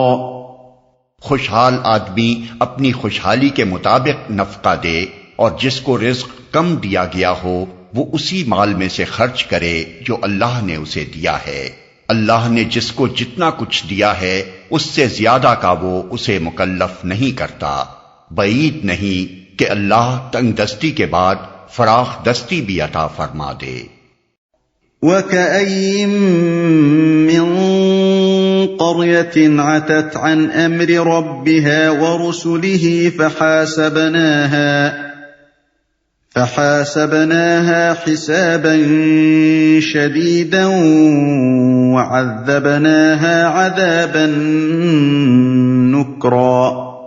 کتنی ہی بستیاں ہیں جنہوں نے اپنے رب اور اس کے رسولوں کے حکم سے سرتابی کی تو ہم نے ان سے سخت محاسبہ کیا اور ان کو بری طرح سزا دی۔ کتنی ہی بستیاں ہیں۔ اب مسلمانوں کو متنبہ کیا جاتا ہے کہ اللہ کے رسول اور اس کی کتاب کے ذریعے سے جو احکام ان کو دیے گئے ہیں ان کی اگر وہ نافرمانی کریں گے تو دنیا اور آخرت میں کس انجام سے دوچار ہوں گے، اور اگر اطاعت کی راہ اختیار کریں گے تو کیا جزا پائیں گے۔ فذاقت وبال امرها وكان عاقبة امرها خسرا۔ انہوں نے اپنے کیے کا مزہ چکھ لیا اور ان کا انجام کار گھاٹا ہی گھاٹا ہے۔ اعد اللہ لهم عذابا شدیدا فاتقوا اللہ یا اولی الالباب الذین آمنوا قد انزل اللہ الیکم ذکرا رسولا يتلو عليكم آيات الله مبينات ليخرج الذين آمنوا وعملوا الصالحات من الظلمات إلى النور ومن يؤمن بالله ويعمل صالحا يدخله جنات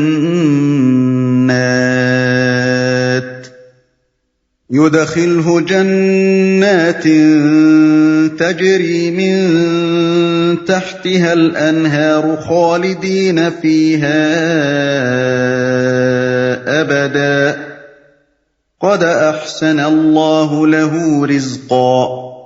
اللہ نے آخرت میں ان کے لیے سخت عذاب مہیا کر رکھا ہے،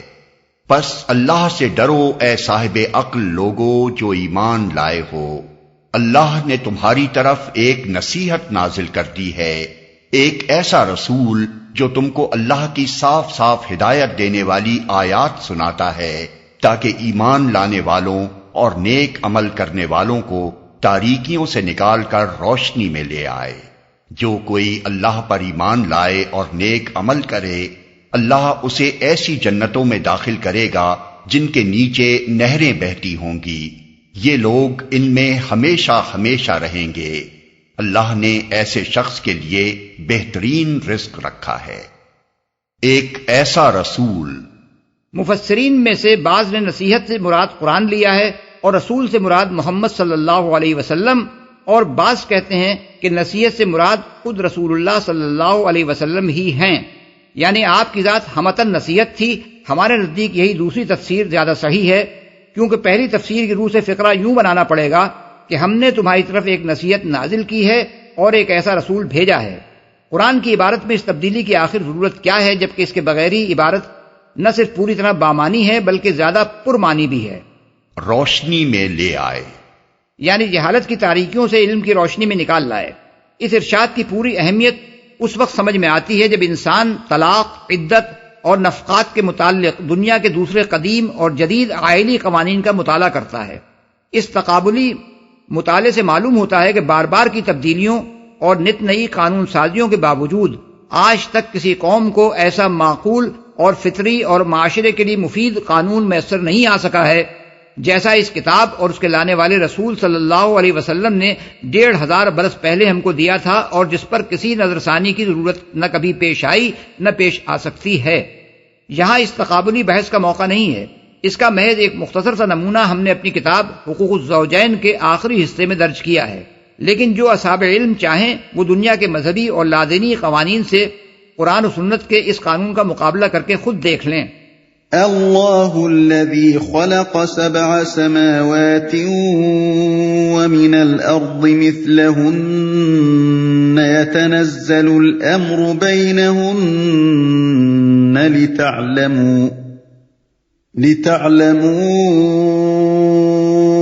ان اللہ على كل شيء قدیر وان اللہ قد احاط بكل شيء علما۔ اللہ وہ ہے جس نے 7 آسمان بنائے اور زمین کی قسم سے بھی انہی کے مانند، ان کے درمیان حکم نازل ہوتا رہتا ہے۔ یہ بات تمہیں اس لیے بتائی جا رہی ہے تاکہ تم جان لو کہ اللہ ہر چیز پر قدرت رکھتا ہے، اور یہ کہ اللہ کا علم ہر چیز پر محیط ہے۔ انہی کے مانند، انہی کے مانند کا مطلب یہ نہیں ہے کہ جتنے آسمان بنائے اتنی ہی زمینیں بھی بنائیں، بلکہ مطلب یہ ہے کہ جیسے متعدد آسمان اس نے بنائے ہیں ویسی ہی متعدد زمینیں بھی بنائی ہیں۔ اور زمین کی قسم کا مطلب یہ ہے کہ جس طرح یہ زمین جس پر انسان رہتے ہیں اپنی موجودات کے لیے فرش اور گہوارہ بنی ہوئی ہے، اسی طرح اللہ تعالیٰ نے کائنات میں اور زمینیں بھی تیار کر رکھی ہیں جو اپنی اپنی آبادیوں کے لیے فرش اور گہوارہ ہیں۔ بلکہ بعض مقامات پر تو قرآن میں یہ اشارہ بھی کر دیا گیا ہے کہ جاندار مخلوقات صرف زمین ہی پر نہیں ہیں، عالم بالا میں بھی پائی جاتی ہیں۔ بالفاظ دیگر آسمان میں یہ جو بے شمار تارے اور سیارے نظر آتے ہیں یہ سب ڈھنڈار پڑے ہوئے نہیں ہیں، بلکہ زمین کی طرح ان میں بھی بکثرت ایسے ہیں جن میں دنیایں آباد ہیں۔ قدیم مفسرین میں سے صرف ابن عباس رضی اللہ عنہ ایک ایسے مفسر ہیں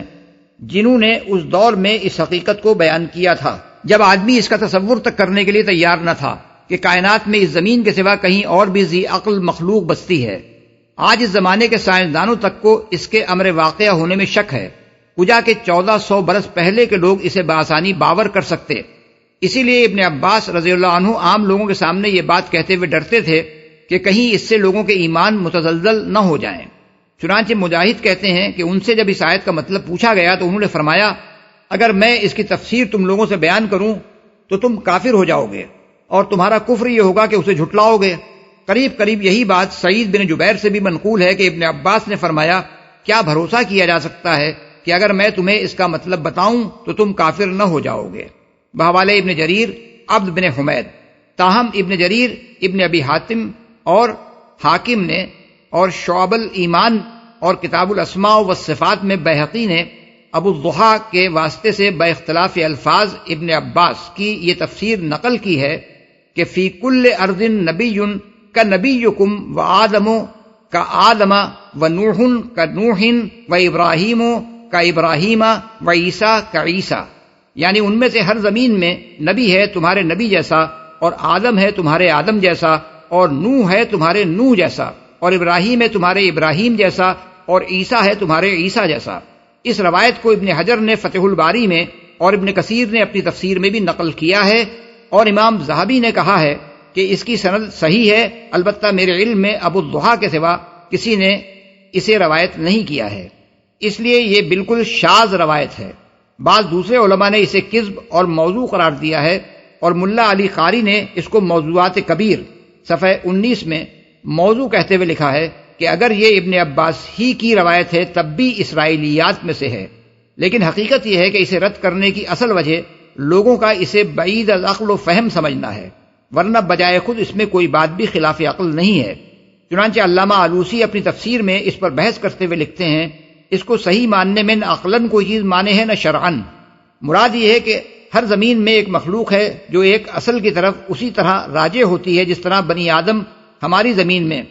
آدم علیہ السلام کی طرف راجع ہوتے ہیں، اور ہر زمین میں ایسے افراد پائے جاتے ہیں جو اپنے ہاں دوسروں کی بنسبت اسی طرح ممتاز ہیں جس طرح ہمارے ہاں نوح اور ابراہیم علیہم السلام ممتاز ہیں۔ آگے چل کر علامہ موصوف کہتے ہیں، ممکن ہے کہ زمینیں 7 سے زیادہ ہوں اور اسی طرح آسمان بھی صرف 7 ہی نہ ہو۔